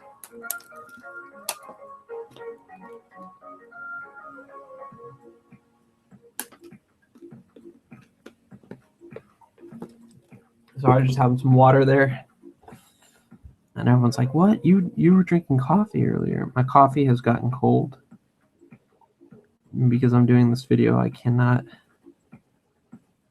abandon the viewers to go see it. But yeah. My friend's like, yeah, I pulled your video up on YouTube. I'll watch it before I go to sleep. That makes me feel good. Wish my friend was watching live, though. That would be great. I'm not speaking hypothetically either. One of my friends was like, yeah, I want to see your live video. And then they went out for sushi. And that explains the sushi comment from earlier, of course. I know what some of you are thinking. He still didn't fix that yet. But never fear. I didn't forget, as you can see. Is anyone else not digging this music anymore? Because, you know, like I said, I don't listen to a lot of this stuff, and I'm a big country fan, but I don't want to scare away my one viewer right now by jumping a country playlist on them. I mean, I said I do what I want, but I want that viewer to keep watching more than I want to hear my country music. And that viewer has been pretty faithful, assuming it's been the same viewer the whole time, which I sincerely hope. Probably isn't. It's probably just several people flipping in and out, which is fine. It's not what I would do. I would watch the whole video. I frequently do. And one thing that I'm actually kind of excited to try doing is like a fast forwarded version of this would be so cool to watch. It would make me feel so great. Now, what am I doing over here? You were like, "Whoa, get back on the fire, bitch." I'm lining, guys. Because there's going to be a really fine specific shadow along that wing fold interface there. And we can always knock it back a bit by going over it with another color, but I think it does a good job of bringing back that distinction. Yeah.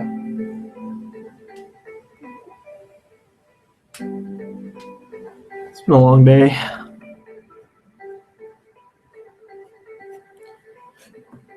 You can barely see it up there. I'm going to say that this back here, the fire's all orange. Kind of the same over here. You might notice I'm getting like doubled up oranges now because the shades build, and that's not a bad thing. I like it.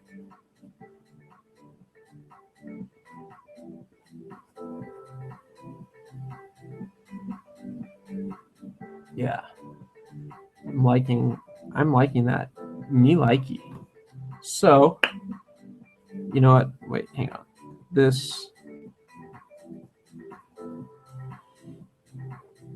I'm thinking about how this curve could have come around, and yeah.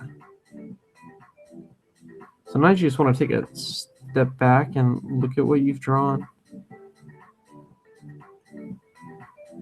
And it helps a lot with keeping it on track. Cool. Fire's looking decent, I think. Everyone else agrees, obviously. I mean, it's not totally done. Fire's not totally done. We're going to hit it with some red. And I think this magenta was doing a good job, except for the fact that, see, what I don't want to do is I don't want to use this magenta on the fire because I don't want the dragon and the fire to look like they're part of the same thing. I want this dragon to look like he's streaming fire behind him, as he's going after this guy who didn't get his Wheaties. So,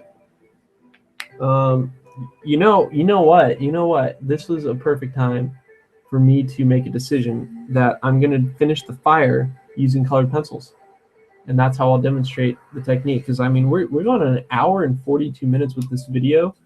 I think it would be a really strange irony if YouTube was like, oh, you can't record a video that long. And then I couldn't post it on my site anymore. Stick it to my friend because she didn't watch it when it was live. I would feel really bad about that.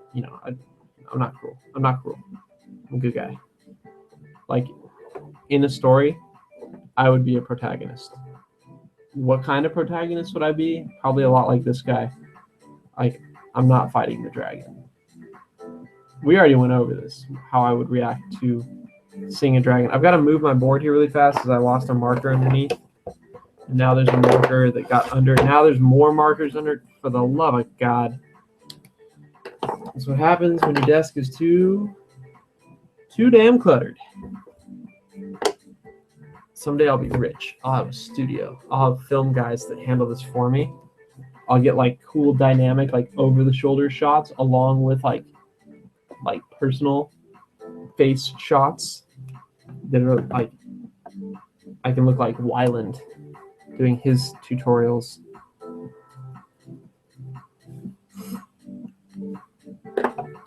And I know what y'all are doing right now is you're watching me and I'm just knocking that mistake area right out.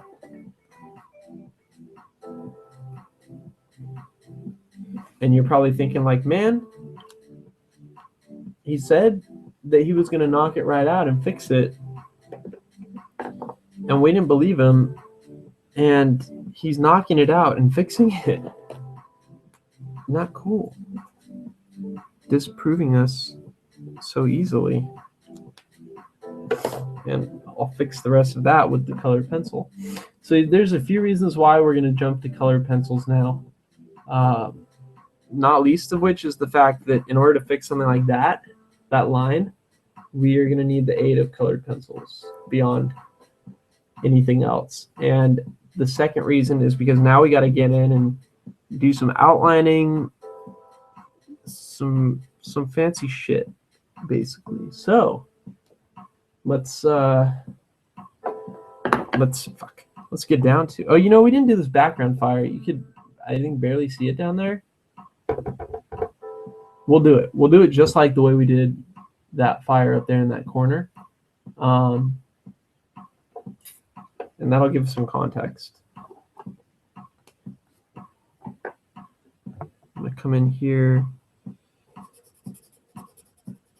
Just fire it up down there. And I'm pretty sure, I'm not 100% certain, but I'm pretty certain that the further away fire is, the more reddish it turns out looking.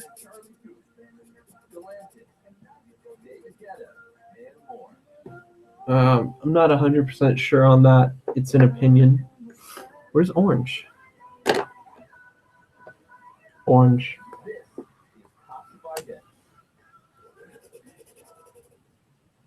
Squarespace provides everything you need to create an exceptional website. And especially when you're coloring kind of smallish areas like this and you want to keep it loose, that looseness helps you out a lot. Like, I mean, we've been really tight up in the top. The looser I am on down here, the more it's going to visually just blend together and be somewhat believable. Whatever your idea is, build it beautiful on Squarespace. Looks like fire, yeah? I think so. Nobody responds to my chats. Hurts me a lot. A lot. And yeah. So, color pencil time, I think. All right. Now we're going to have the chat. We're going to have the talk about how to correctly utilize colored pencils with markers.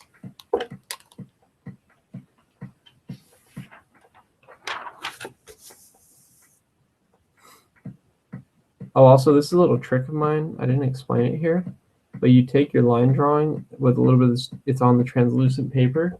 You put it over your colors, and you can see like the value shifts pretty good. So we have like pretty strong, I think pretty good like value control, like balanced areas of value, because this is so bright right up in here that it's nicely framed by like the, watching the video, I'm trying, by this dark area right here. And then I think the sky is its own thing that's kind of offsetting all that, which is cool. especially that this is so bright right here, and then it's so different. I should say this area so different than here. It like makes it apparent that these guys are up in the foreground. So here we're gonna have a talk about markers and colored pencils. And I'm going to show you with like something we're going to do with the fire. So let's take a look at red pencil, carmine red pencil, orange marker, just like we're doing fire. So this is a, can never be too safe. There we go. So this is like how we were doing the fire earlier, and we had this orange area and it was burning. There's fire. Okay. And now we want to bring in our red. We can use the red pencil over the orange and get like this pastelish blend going on. It's really cool. And you can push down a little harder to make it much more transparent, or much more I mean transparent in the sense that it's clear to understand, not that it's see-through. It's awkward when real world terms and art terms get conflated like that. Yeah. But here's what you don't want to do, okay? And I'll explain it. I'll explain why. Or it's not that you don't want to do this. You want to avoid this at all as often as you can. You get the pencil down first and you blend the marker out of it or into it. Now you can obviously tell that this looks bitchin'. I mean,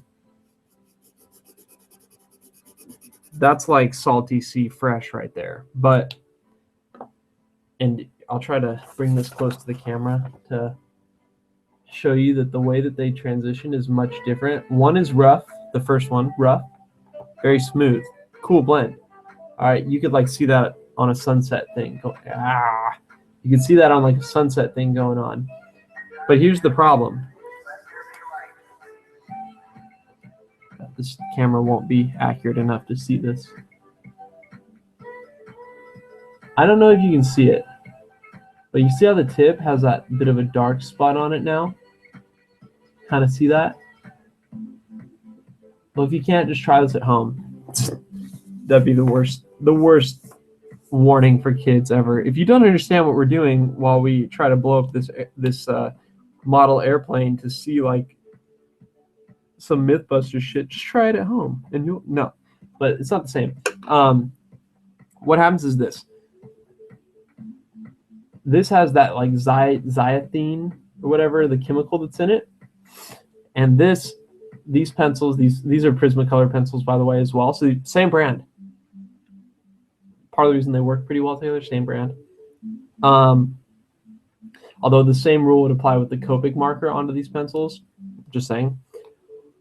What happens is you lay the pencil mark down, and there's a bit of that wax. It's the waxiness of the pencil is on the paper with the pencil chips. It's built into the pencil chips, so there's no way of getting around this. And what happens is that you bring this marker over it, and that xanthine, the marker substance. Let me see what the fuck it's called.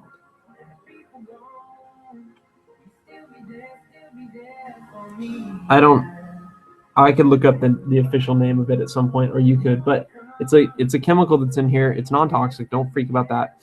But it actually melts the wax a little bit that holds the pigment of the pencil, and that's what lets the color pick up and blend into the marker pigment. The only problem is that a bit of that wax gets onto the tip of the marker, and it just clogs it up and kind of ruins the marker. And after a while, I would have to track one down to show you, but like I have some pieces where I've liberally blended in this manner, and they look really boss and whatever, and I appreciate them for that. But those markers are pretty much ruined. There's ways of bringing them back to life in a sense, And actually, I learned one. I mean, my go-to would have just been like, oh, you can go to the store and buy replacement tips for these pens, and that would solve the problem. But so what I'm saying is this is a technique you can use, but know the risks. But then another one I heard from my teacher at FITM, Bill Fogg, is you can dip the marker tip in lighter fluid. I haven't tried this because, don't try this at home. I just don't feel like playing with lighter fluid around my art supplies is all. Not that I'm worried it's going to spontaneously combust or anything, but what he says is that actually will clear it up. So cool fun facts. So what we're going to mainly use here, and I will break the rule in exceptional situations where I just decide for no reason other than that I feel it's right to break the rule. We're just going to stick with doing pencil over the markers. So if you're good with pencils, this may be that point where you cross over into my realm a little bit here, and now you might be watching and being like, oh, dude, no, you don't know how to mix. You don't know how to mix your pencils. You're doing it the wrong way. You're not getting blah, blah, blah. To which I say, my video, first off, my artwork, second off, and thirdly, post it in the chat comment area if you want. I keep saying that, and I'm hoping that because no one's done it, I'm hoping that at the end of the video I don't find out that like secretly I had it locked and that only I could post on it, and that people are just annoyed right now at my stupidity. But yeah, okay, I need to grab my pencil sharpener, so hold tight just 1 second. Oh shit. Almost knocked down my colored pencils. That would have been bad.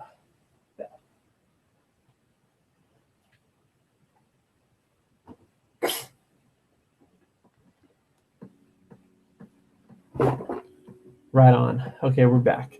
I didn't really go anywhere, but so I got my pencil sharpener, sharpen up my pencil here a bit.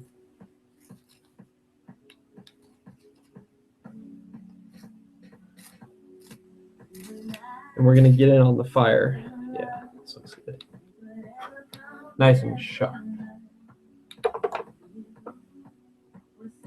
We're just gonna come in with this red in the orange areas and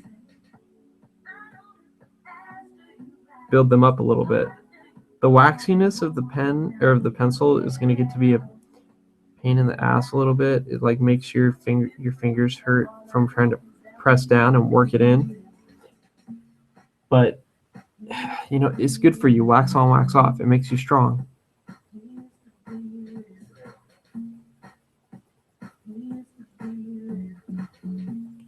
And I really the music I'm listening to right now has gone off into like La La Land. Sometimes Spotify playlists, they start off real strong and they fade. So we're just working this in. I'm not using any like particular mental rules for like which areas I color. I think obviously there are physical laws that govern how fire would act, and if you wanted to get real fancy with it, then you can and like get it really accurate. You can if you want. For me, I think we're getting the point across that it's fire, and that's really the difference between when you decide if you're like just drawing or designing, as my teachers would say, is that if you're designing, did you get the point across? Was it necessary to be totally scientifically accurate with it? Probably not.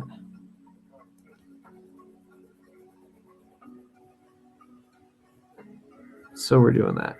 Yeah. And you want to keep rolling it over so that you're staying kind of on the sharpened side of the pencil so that you have good control. We're doing these hard edges a bit, which are nice. But then you fade them out on one side. It looks cool. The fire is starting to look vicious. The video is blurring it out a lot. and kind of ruining it. I'm actually going over the yellow right here because I've been feeling like that needed a fixing. That's the great part about this, is that, again, the colors overlaid actually blend. They actually visually blend together. And I say they physically blend together super well. They visually blend, which is good enough, because that means that as you look at them, they look as if they've blended. By the way, I see that other mistake spot. Nobody think that I don't see it. I see it. And it is insulting, to say the least.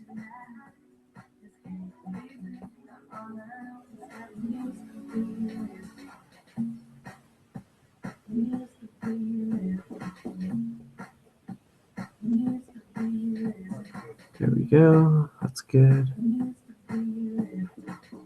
Just trying to really attack this with everything I've got.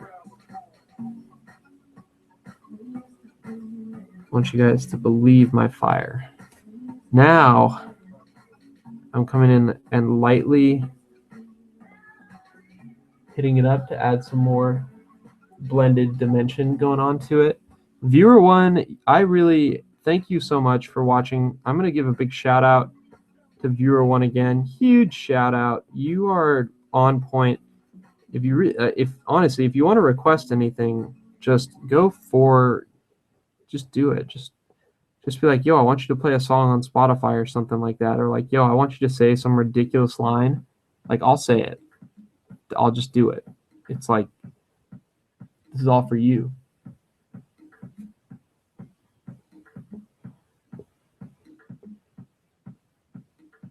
Yeah. Cool. So we're pretty happy with that fire. Yeah, I think that fire pops. I mean, it doesn't quite pop as much as it will when we hit it with some white. So the idea when you're drawing fire being that you hit it with white for its like spot highlights, and those are real bright. They really take it to a whole nother level.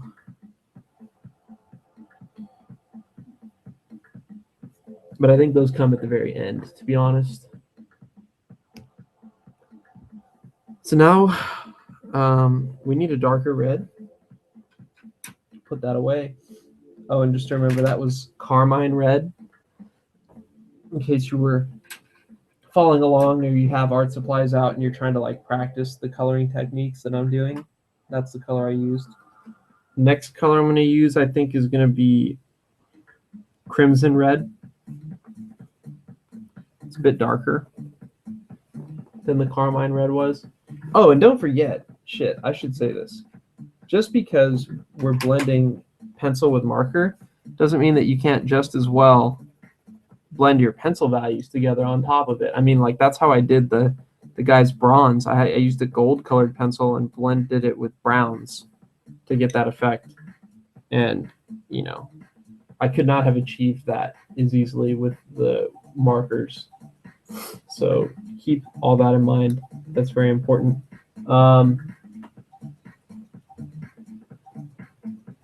One sec.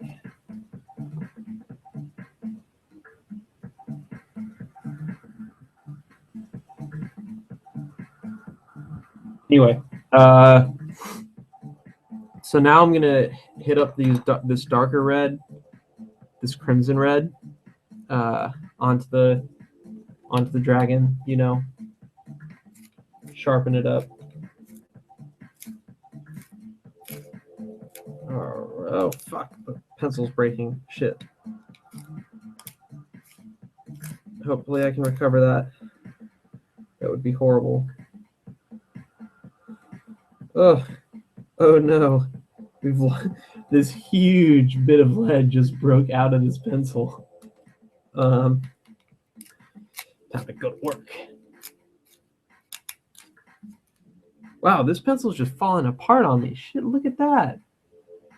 We're hitting all kinds of snags up in here. This is bad.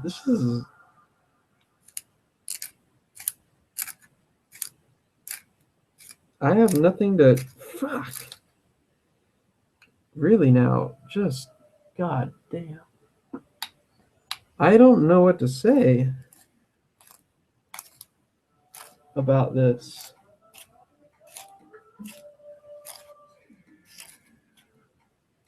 Okay, it's starting to come back together a bit.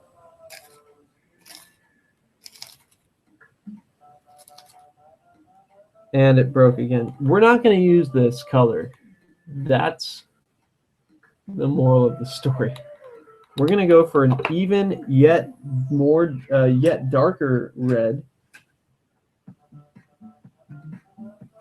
pushing it towards the purple browns, the magenta. Okay, can we just look at something here really fast? Somebody at Prismacolor must obviously be doing cocaine, and these are magenta. Do I need to explain where the loss in translation is here? Maybe I do. Okay, that color is not that color. Do we see this? Is this clear? This is the kind of shit that pisses me off, especially by the same brand. And I mean, let's look at what colors they make, okay? You see this? Good. There's our magenta. Here's our magenta. So pretty much the same goddamn color. What's the deal? Why couldn't they do that on the marker and on the pencil? I think the pencil is much more true to form. Why? There can be no explanation. Shite. Anyway, that's the color we're going to use. And we may actually attack it with a little bit of brown as well.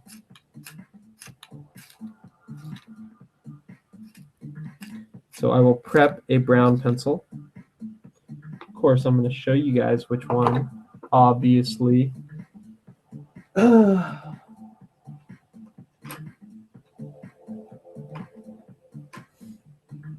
Actually, I won't prep a brown marker.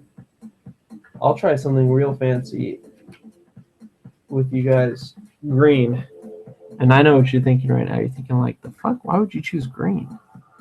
Because this green marker is going to give me really boss shadows on my dragon.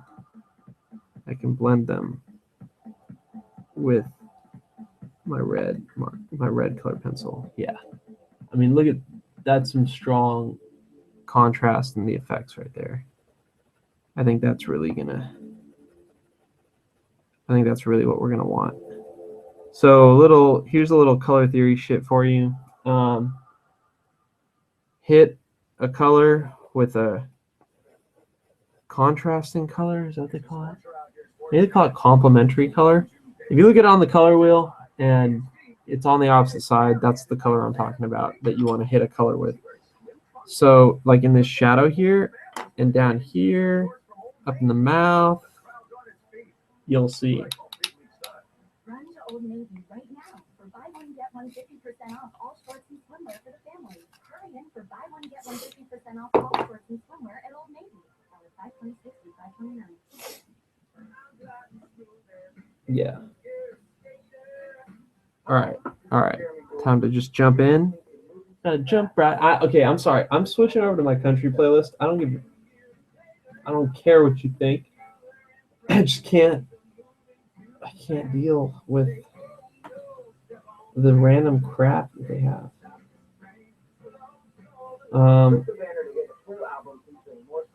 And I'm gonna.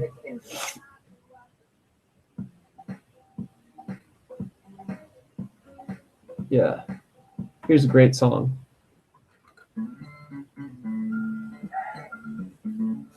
Okay, so you see this? We're getting powerful shadows here.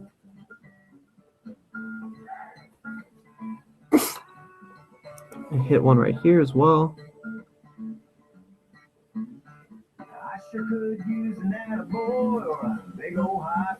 Now, I happen to like this kind of music a lot. I mean, I'm not like a diehard country fan by any standard, But I think the more clever, witty country songs are definitely worth my time. And this one's pretty good. Crushing beers. That's cool. And I'll be crushing it. See, that's how it is. You're crushing it. All right. Let's attack the hell out of this right here. Something when you're doing this on the over the marker and stuff is that there's like a saturation point with the markers, and there's also a saturation point with the colored pencils where like you've put enough on there. See, like it comes right off on my finger there. You gotta watch out for that.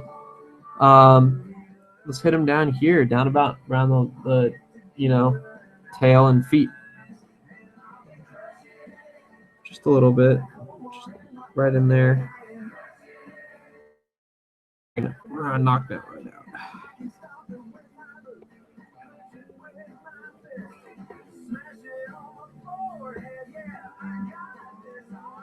Crushing it. Song's so good. I think I may try doing like a song of the week on my blog or something pretty soon around here. All right, let's hit up this edge. You see how that makes his chin pop just a wee bit?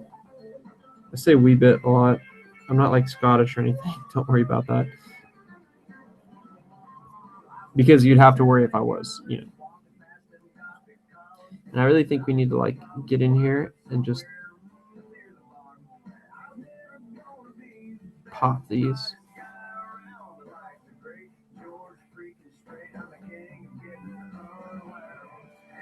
There we go. Really nice. I feel like I'm starting to sound like one of those people that does art videos.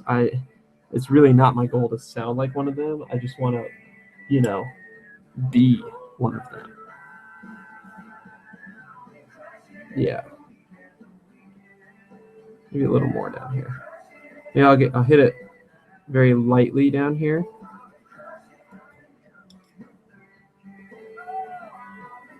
Yeah.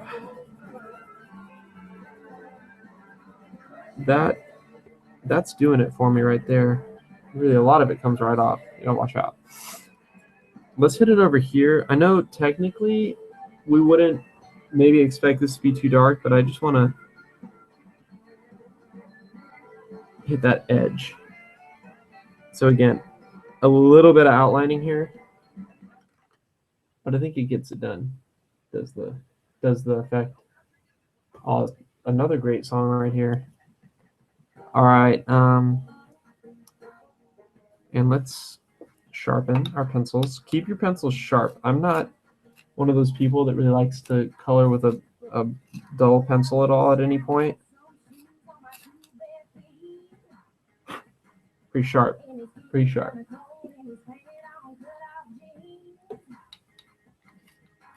I don't know if you guys can hear the country music yet. That might be a good thing. So many people are haters against country. I take a train multiple days a week. I get up at like 4 to go catch this train to go to downtown. And it's really nice because like the country radio station, it's pleasant. It's good morning music, to be honest. But one thing they do every morning at 6 a.m. is they have some rendition of the national anthem. I'm talking, of course, about Graham and Deborah Go Country 105.1. They do it the right way. That's for sure. Again, hitting that outline. That outline's pretty. The edge between these is pretty strong already. So we might hit it with again another color that will make it pop out a bit more. We're definitely going to do it back here and stuff. Oh, I didn't show you how to knock this out. I should have done that. So we're gonna do that with the pencils. The key to this is find colors that are gonna match up with the ones that you're already using. Maybe this. Maybe these two. Yeah.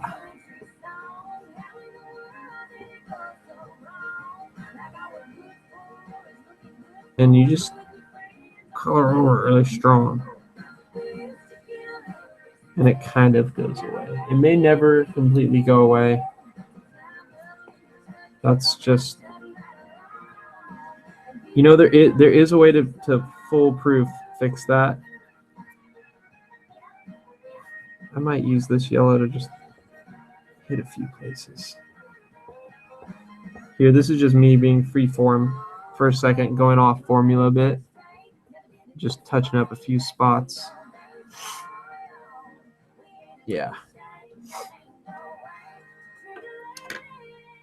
Yeah, so, okay. We were hitting shadows, right?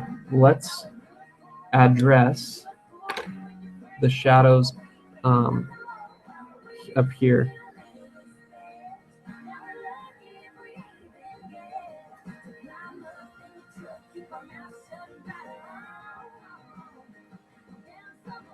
With these, I think we have to break our rule a little bit and blend marker into pencil. I know, it's cheating.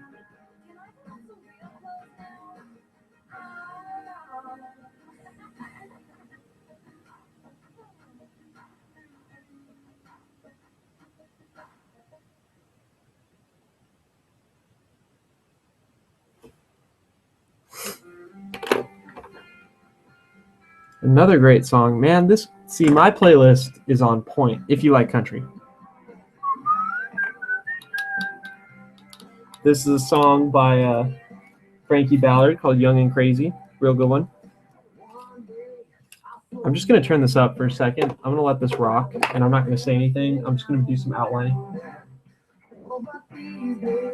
I'm on a mission to get these wild oats out of my system. Yeah, I'm out all night. Just gonna let this ride for a little bit. So I know it's right. I wanna sit out on the porch telling stories about my glory days when I'm pushing 80. How am I ever gonna get to be old and wise if I am young and crazy?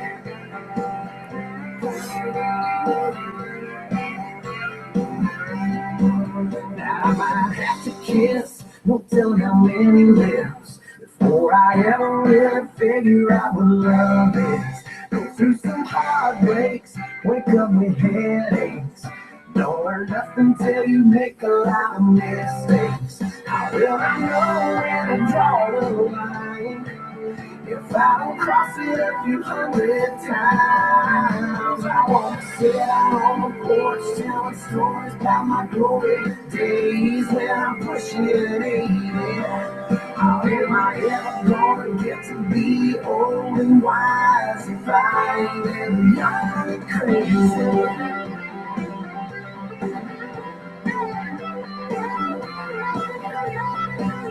Yeah, I'm gonna stay out all night. I'm gonna do it wrong, so I know it's right. Gotta live a lot of life if I'm gonna get good advice when I'm talking to my grandbabies. How am I ever gonna get to be old and wise if I'm living young and crazy? Yeah, I wanna sit out on the porch telling stories about my glory days when I'm pushing 80. How am I ever gonna get to be old and wise if I am young and crazy? If I am young and crazy, young and crazy, young and crazy, young and crazy.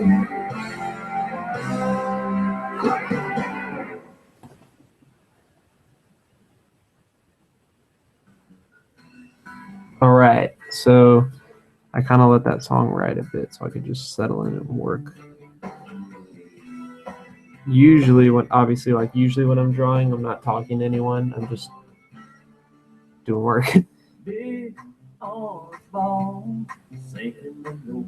Right on. So I think we're getting pretty strong differentiation here between the dragon and the stuff behind the dragon. That's fuck. Gotta work that out. Shit. Got a green horn. Green horn. Heh. Get it? It's a saying. You can actually do this over on the wings as well back here. See, because one thing you want to like achieve is, although you want to like get form and knock these out, it's kind of cool to self outline. It's like it's stylish, you know.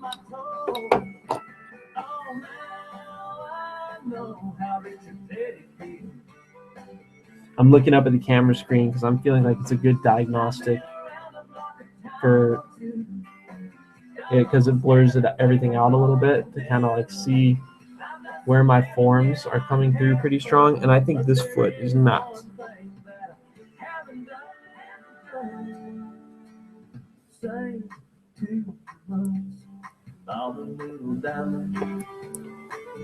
And now that's a lot clearer to me.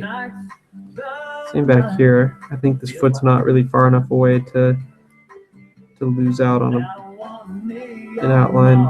Same here. Same here. Oh, yeah, and the green I'm using is dark green. Just dark green. Sorry, I should have said that fucking ever ago.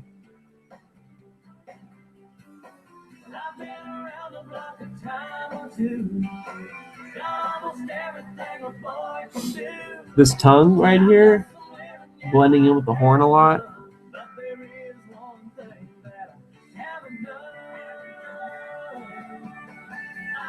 Maybe a little more.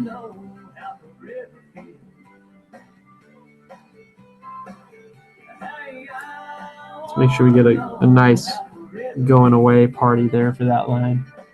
Yeah, hit this. So I'm just trying out techniques here that I learned.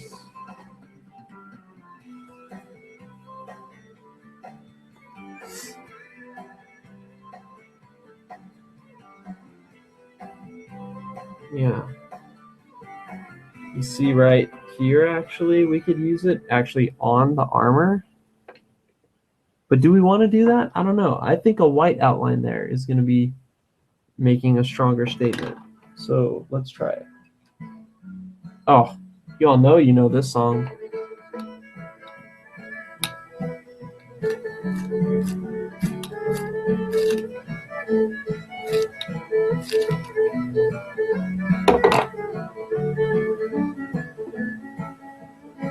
All right, so I had to turn it there, but that's okay.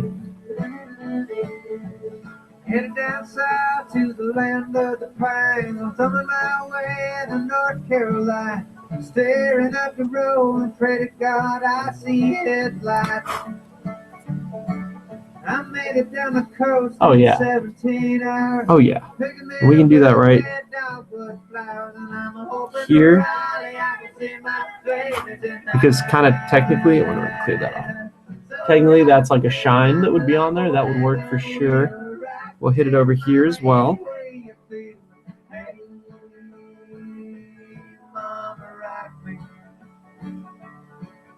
Rock me, mama, like the wind and the rain. Rock me, mama, like a southbound train. Hey, mama, rock me. Starting to look pretty nice right there. Just subtle things at this point. The chin of the dragon. Hair of the dog.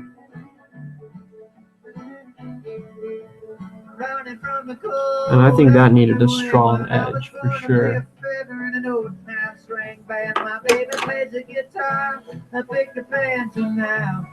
Do I put white here? I'm not sure yet.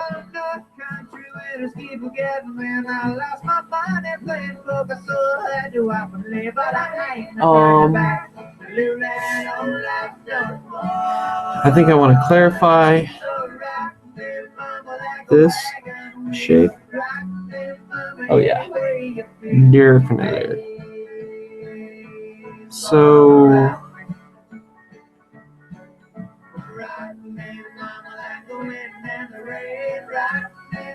that wing, get that wing nice and sharp. This will also help us define the shape in that one problem area from earlier.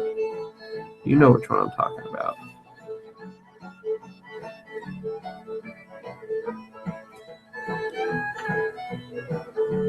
Coming in with that red.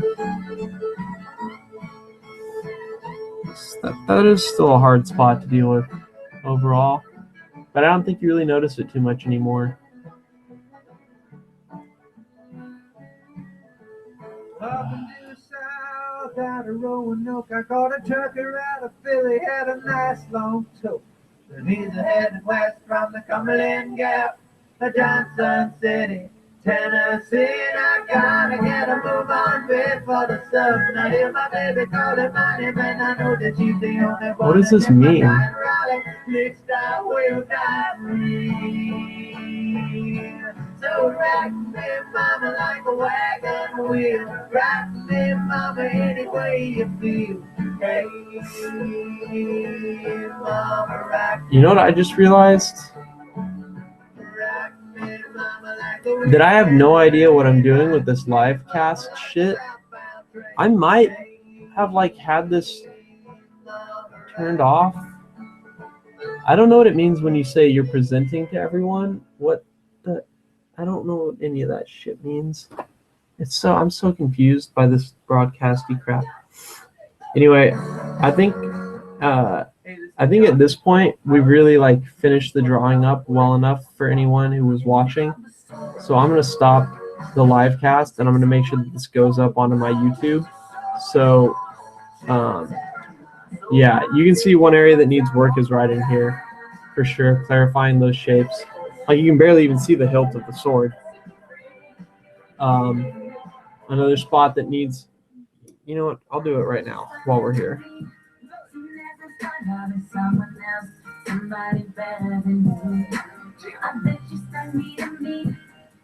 Hey, it's Sierra, and right now you are listening to my new single, I Bet, on Spotify.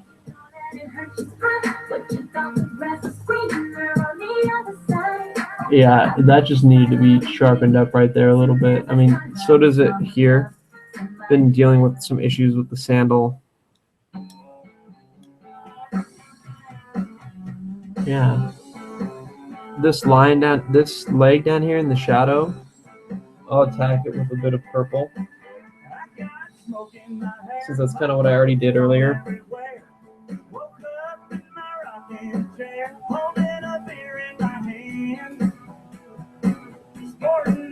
I mean, that's a really thin line, but yeah.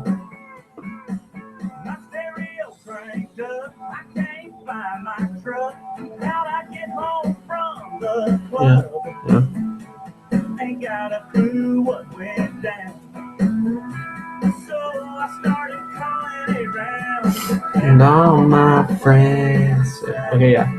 All right, guys. So it's been almost 2.5 hours since I started this, and I think it's good enough at this point. I'll keep working on it and show off the final piece later on.